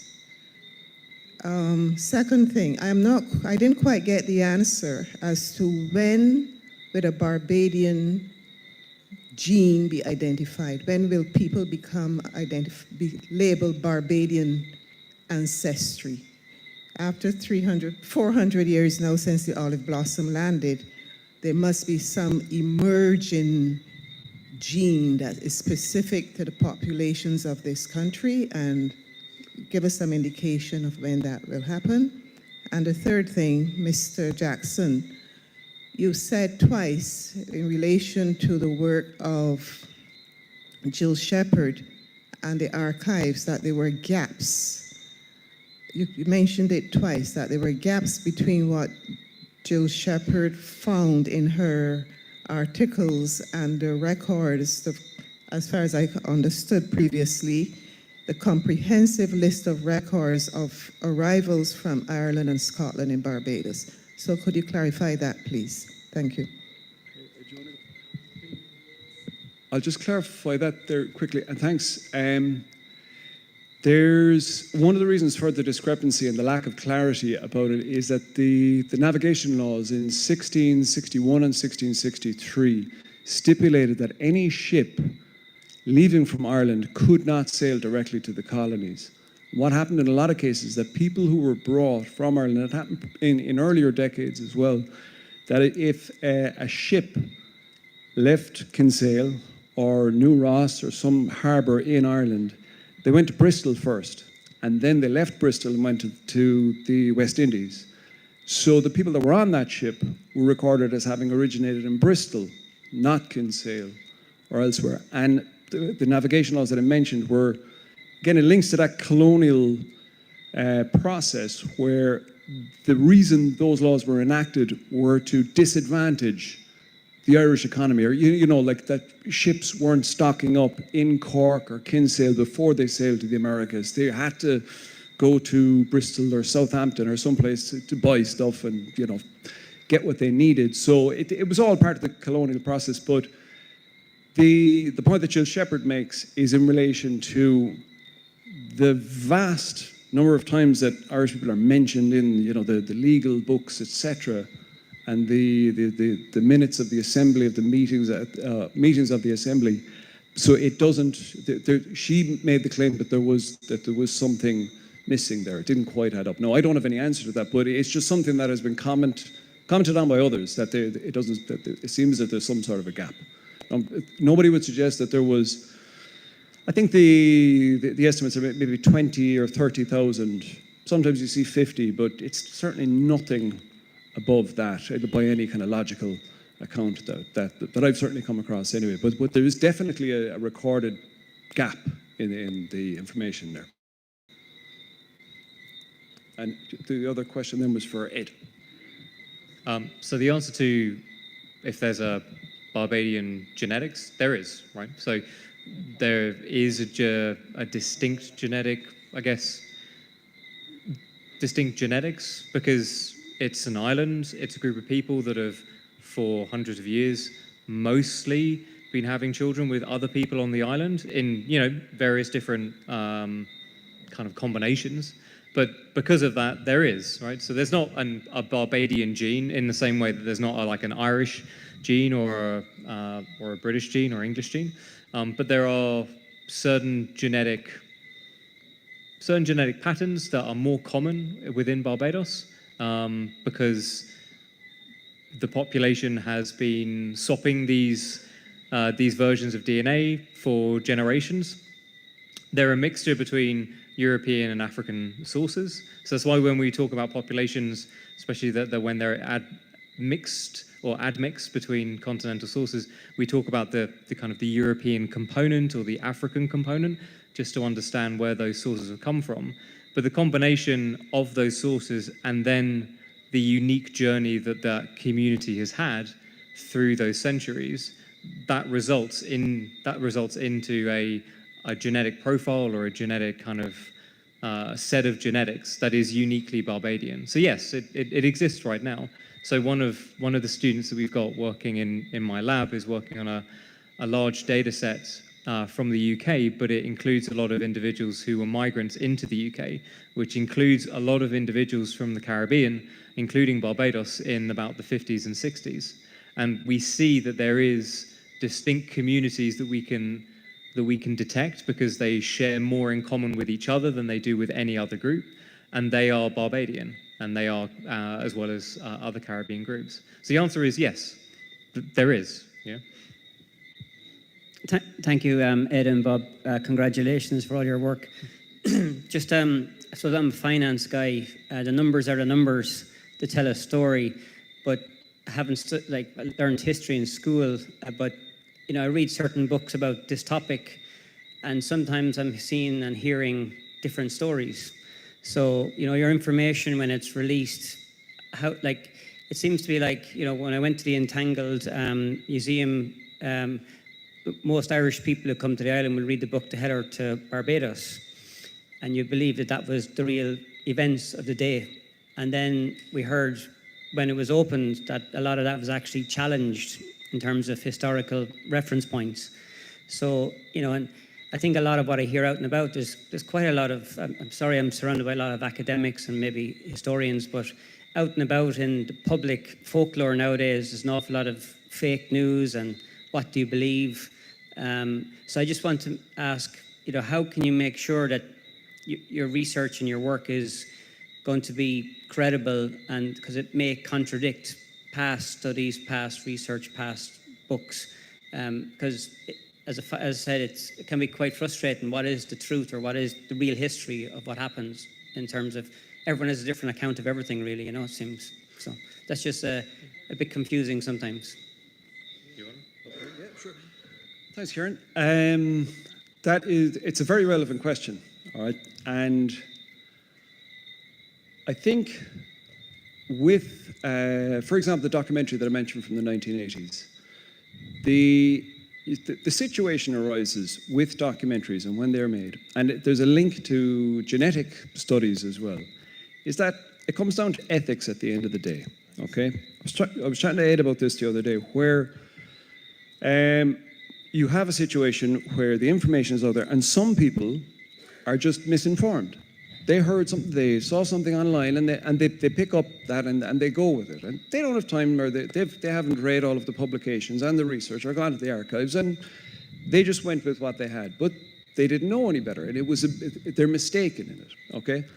Others will take information and deliberately misrepresent it to set a particular agenda and to further a particular agenda. So they're the ways, the methods, I suppose, that we would certainly want to avoid. And in this, like basically going around and trying to find as much information as possible and changing whatever story you had in your mind at the beginning when you started this. That seems to be the only kind of relevant or, ethical way to go about it. So again, with the documentary, the genetic study is more empirical and it's science-based and it's very analytical, etc. But like they're two completely different disciplines, but they both interact in a way that you're trying to get to the truth at the end of the day. But in the context of a documentary, if this is a feature documentary, it would be no longer than 120 minutes. If it was 90 minutes or 70 minutes, you end up having to take massively complicated situations and historical information and try to put it together into a story that is going to hold an audience and hold their attention. So it's a difficult one to navigate, but I suppose if your North Star is that you're trying to, in as much as you possibly can, tell the right story, then that's the way to go about it. You mentioned To Hell or Barbados. The difficulty with that book is that it's still in print. Gill Books are reprinting that book. It should be revised or edited, and there's a lot, but they still print it because they make money out of it. Now, they also publish my own book. I haven't, that it's something that should be addressed, but it's, in this context, with this documentary, it is a complicated story, and it's a case of trying to get to the heart of it while at the same time engaging with the audience. It's a difficult one, but I think there's a right way to go about it, and if you're going about it that way, hopefully we get to something which is a bit closer to the truth.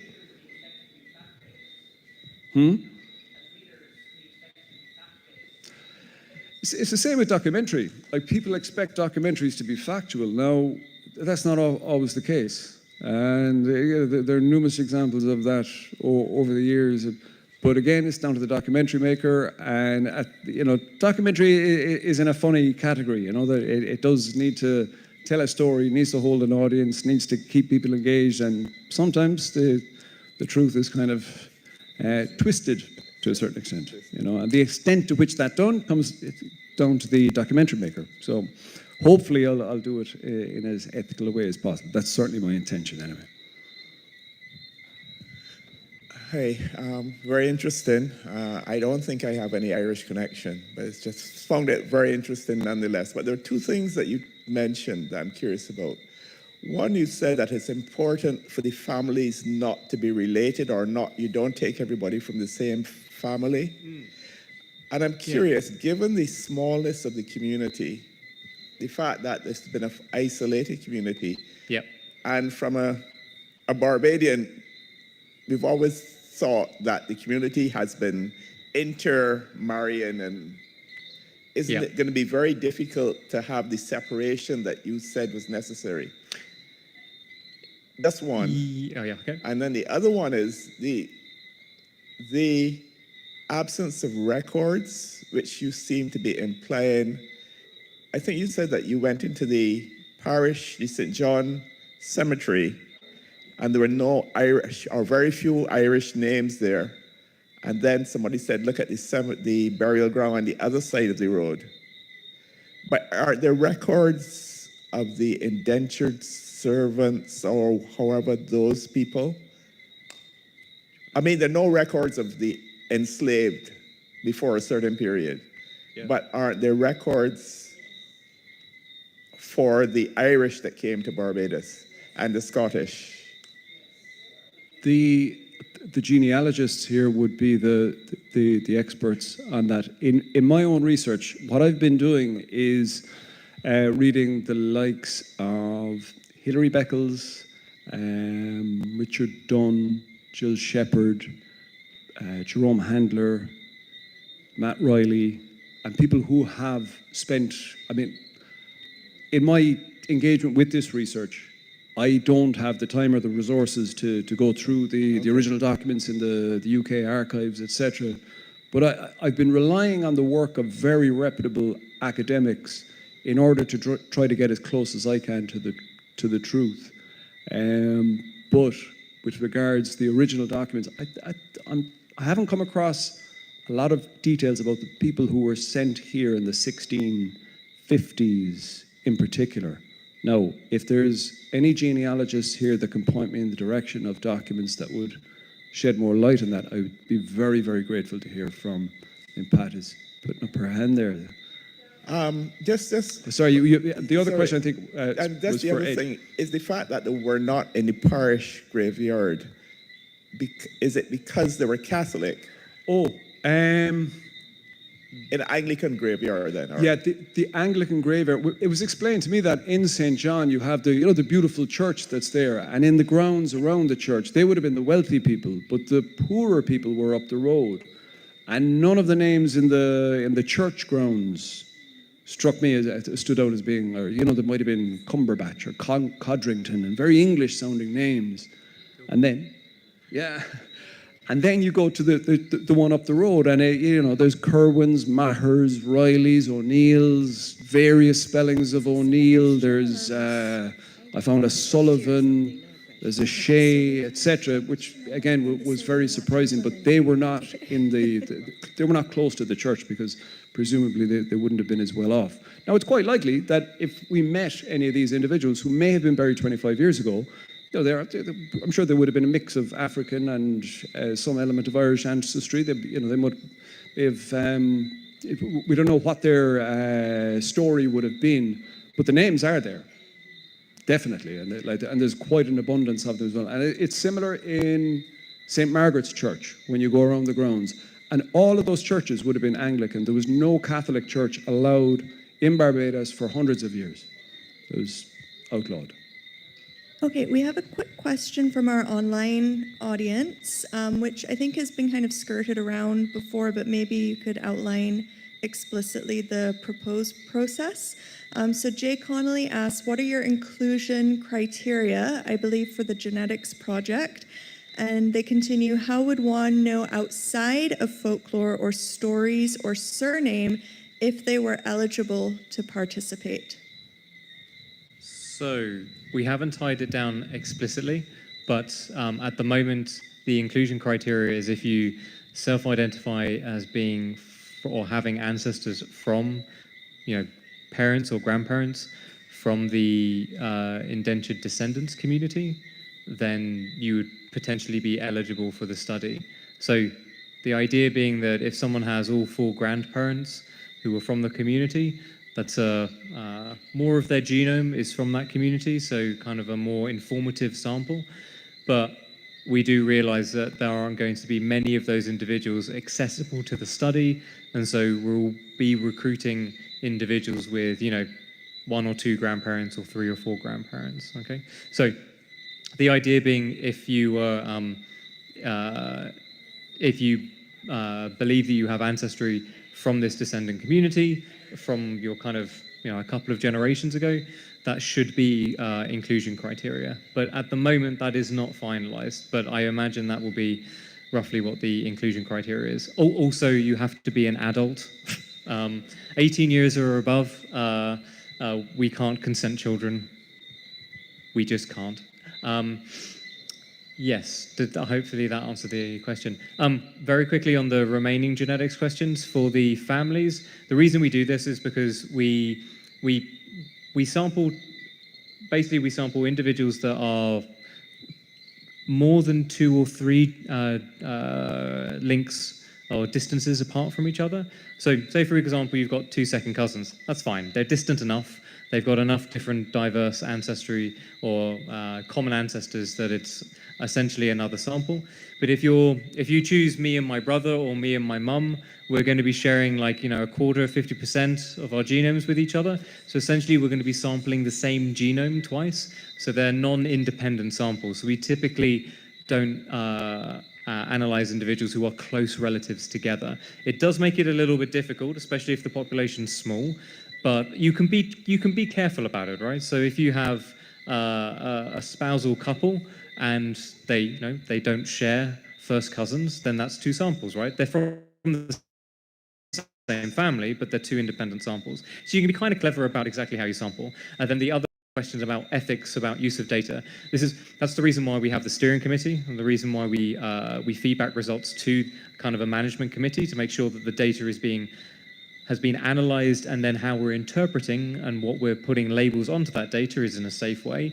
That's the reason that we have peer review as part of the scientific procedure, where we get expert scientists in our field that then review the document. And then, there's this, I alluded to that it's a painful procedure, but it is also an incredibly valuable and correct way of doing science. It makes sure that we have our other experts that are our peers, making sure that we're doing good science. So there's lots of guardrails, especially for the scientific stuff, and how we communicate with that is the additional guardrails that would be for like a small community like this would be those kind of feedback sessions before we do any public dissemination of results as well. So yes, we have thought about it. It's something we always have to think about.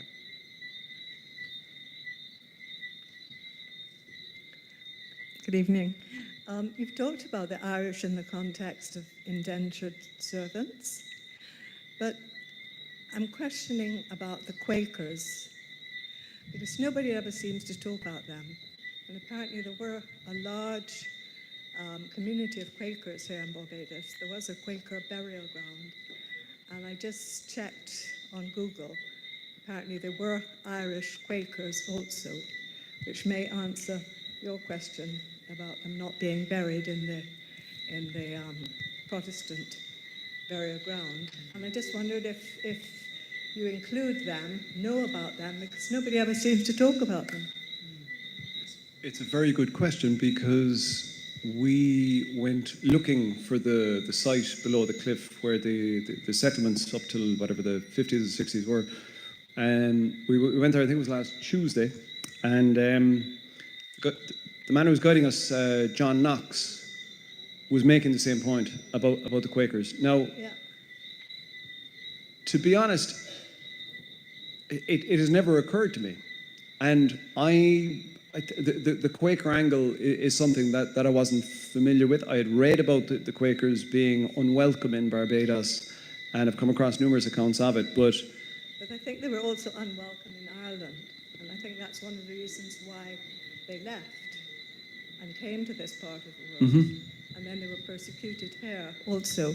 And Yeah. then, as far as I understand, a lot of them left and went to it's States. certainly something worth looking into. Because nobody ever talks about it. It's like a Yeah, and hidden- again, I made the point at the start, like these kind of occasions are good because Yeah. these different angles that I wouldn't have kind of, Because you'd have a blind spot to something. They were and anti-slavery. it pops up. They refused to bear arms. And it's quite interesting as a community of people at that time, Yeah, Anyway, thanks. well, thank you. Hi, thanks for your talk. I really enjoyed both of them. I'm Mike Campbell from the university. We've been emailing, but we haven't been in the same place at the same time. I have a question that I think your steering committee might answer later, but the research you've described is just fascinating. But of course, there are lots of applications of genetic research for health. And whether or not you are leaving open the possibility of some health research, which would of course be dependent on appropriate consenting and constraints of your sampling for another purpose and all of that, but is there a possibility of health research in the future, subject to ethical approval and steering committee approval and all of that? There is a potential. It depends on the community's interests. So there is no immediate plans for this project. It's just going to be DNA, history, ancestry, rather than looking at the health question. Basically because that's the research question that people want answered. The health question is slightly separate. It also is a completely different other set of things you need to think about how you communicate results, right? So for some people, their identity is something that they don't mind, understanding about from genetics. Some people just don't want to do or know anything about it because they know who they are, and the genetics doesn't matter. Same sort of thing with genetics of health, right? So either one of these data could be stigmatizing, depending on how you deal with it, or even just an individual basis. And for that purpose and that purpose only, and because it seems like we're only interested, or the community is interested in the history question, we're going to just stick to the history question, and then we don't need to worry about any of the other complications. But yes, I mean, the genetics of health is something that we work on in the lab all the time. So we've got, work on the genetics of inherited kidney diseases and inherited epilepsy within the lab, but they are separate studies. They'd be very, very interesting to do, but maybe that's why I kind of put out, separate future studies on, different cohorts or different individuals or whatever. But at the moment, this is an only genetic ancestry study. It has nothing to do with genetic determinants of health or disease risk, nothing to do with that. It's only genetic ancestry and history. Okay. Hello, good night. I don't have a question, but I wanted to just share my personal something. Is that okay? Yeah. Right. I'm a Barbadian, of course. All my family that I could remember were in the Bridgetown area. They were not, I never heard of a connection with St. John, but actually I have a great-grandmother that was a Downey. And there are a lot of other names in my family because I went and did some research down by archives and so forth. But as far as I know, my family were not really landowners or nothing like that. They were in Bridgetown as clerks and workers in warehouses and so forth, right? But I did do ancestry and my heritage test. So I just wanted to share it if y'all wanted to hear. Go right.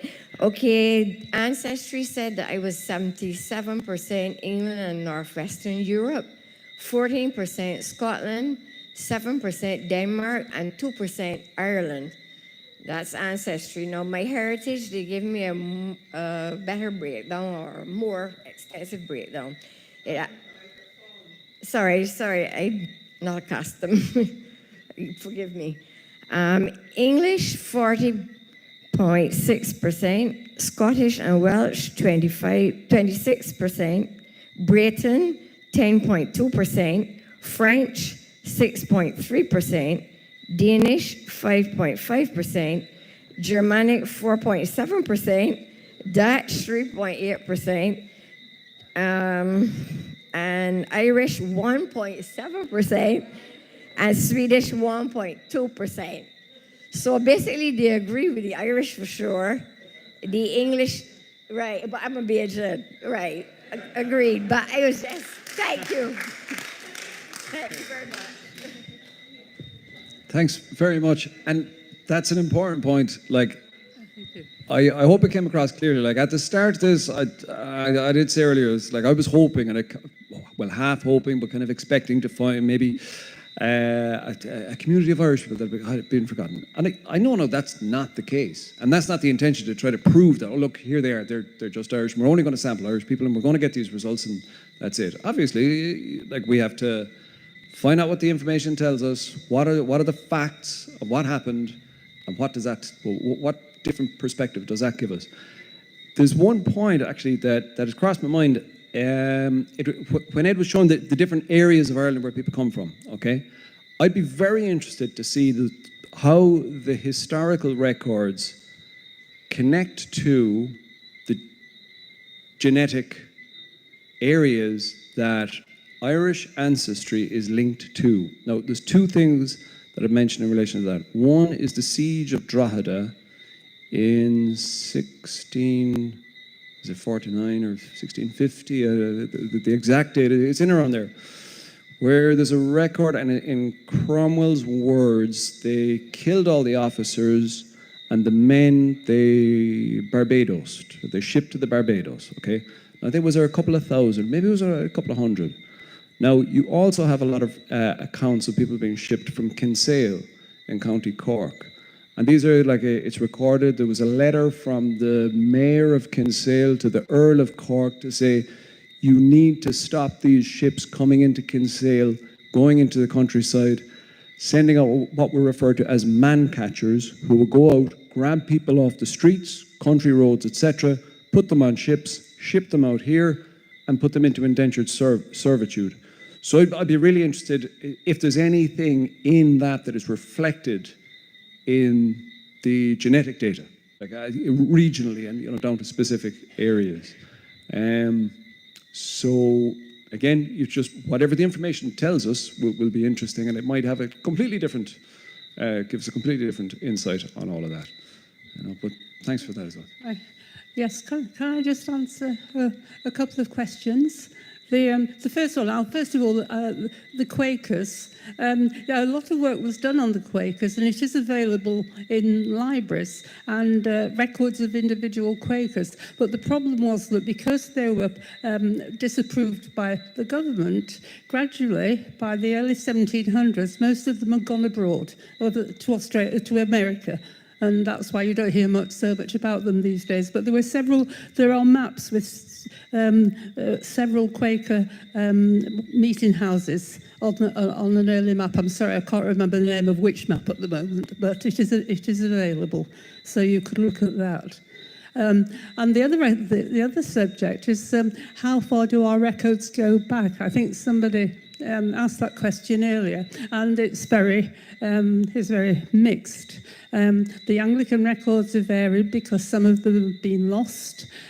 Some of them started in the 1640s. We have records from the Moravian Church from the late 1700s, and then, of course, the Methodist records. And we also have some later Roman Catholic records because of the Catholic Church arriving in this country. Really, I think with the Garrison, I think they were quite important in about the 1870s. But for the purpose of this particular project, I am looking at a gentleman up here on this photograph whose descendant who lived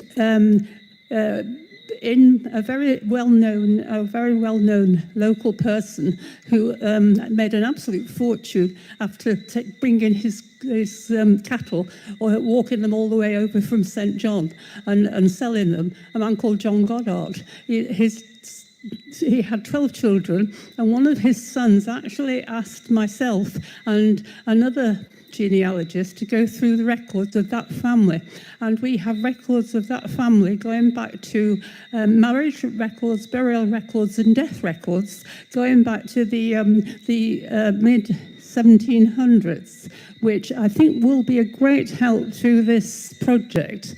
And maybe if we look, we could find the names of some of the others of these people. We'll be able to do something similar. So it is possible. Although it takes time, obviously, and a lot of work. Okay? Thank you so much, Pat. We have time for about one more question. If anybody, yeah.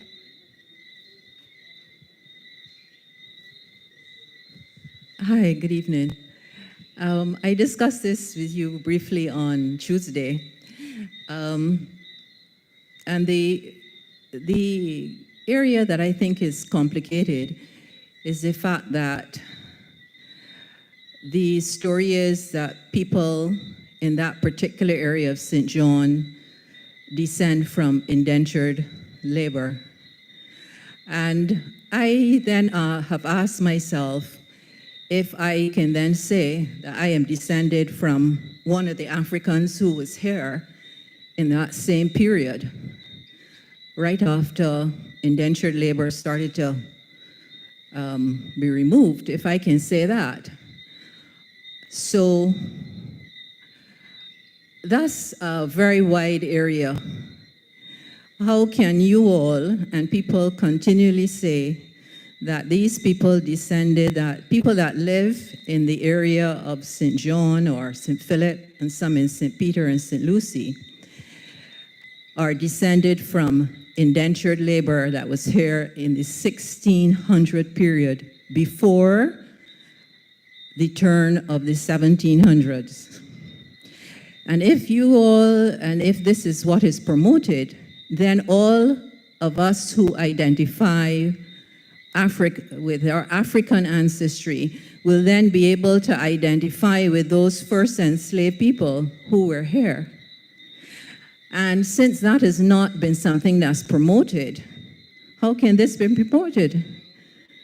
The fact of the matter is that I tend to be extremely doubtful that people alive today in Barbados could be directly descended from indentured labor of the 1600s. I think it is more likely that if they have a high Irish or Scottish DNA result, that it's from individuals who came here in the 1700s, especially the Irishmen that came here as soldiers and seafarers for England and within England's navy and on English ships and on ships that originated in Cork and Dublin.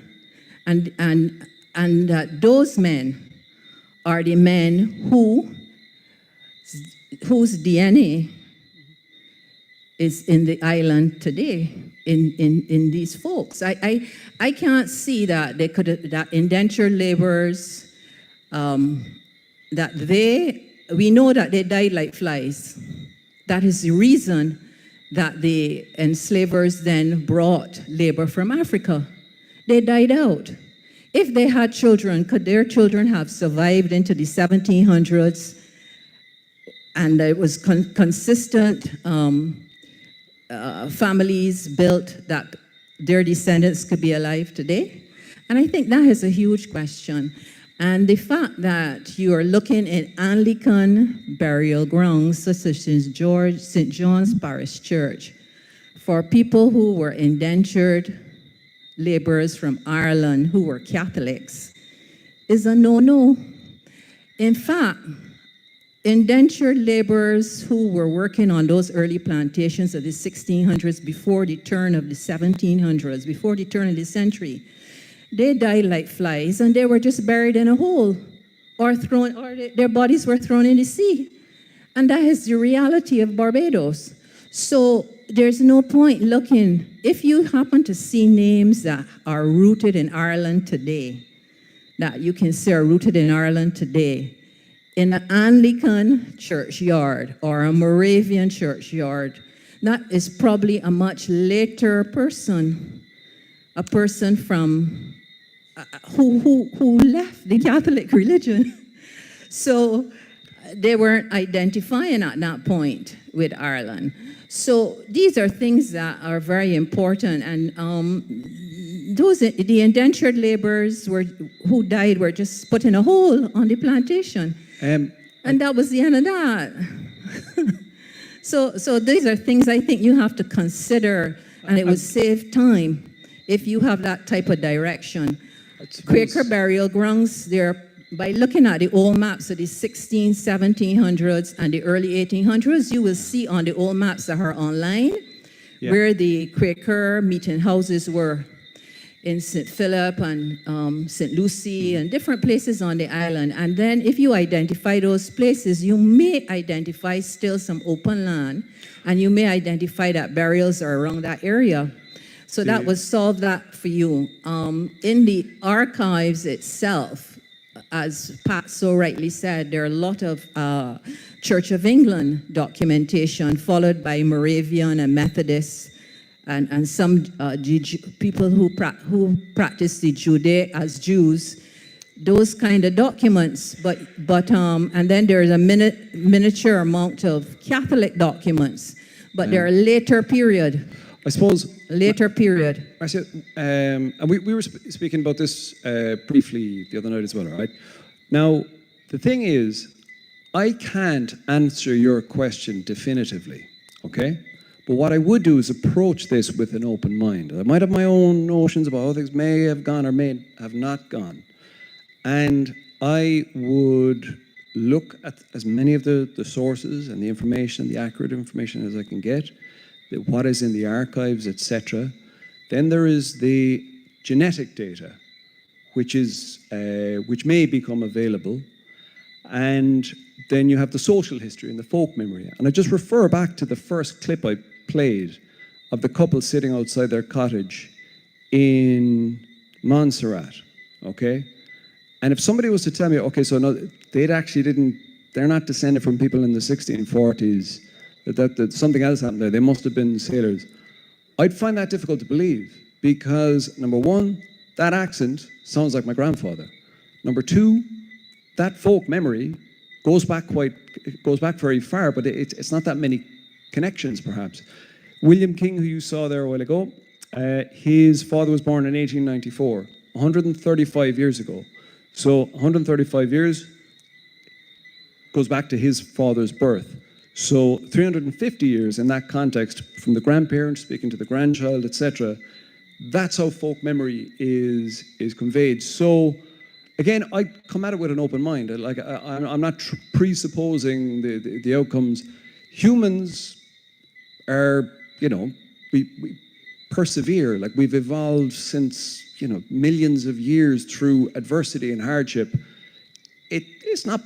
I don't find it difficult to imagine that somebody who arrived here in difficult circumstances in the 1640s, 1650s, that their ancestors, that their genetic DNA made its way down through children and grandchildren, etc. Now, Ed would be able to answer that in more detail, but I do realize it is kind of getting a little late, but we can have a chat about this as well maybe in a while. Yeah. All right, thank you so much. Please join me in thanking Bob and Ed, our speakers this evening again. And I'd also like to thank, as always, the amazing team at the museum, my colleagues here, and the AV technicians as well for another great event, and all of you for joining us, whether you're here or online. Enjoy the rest of your evening. Thanks. Thank you.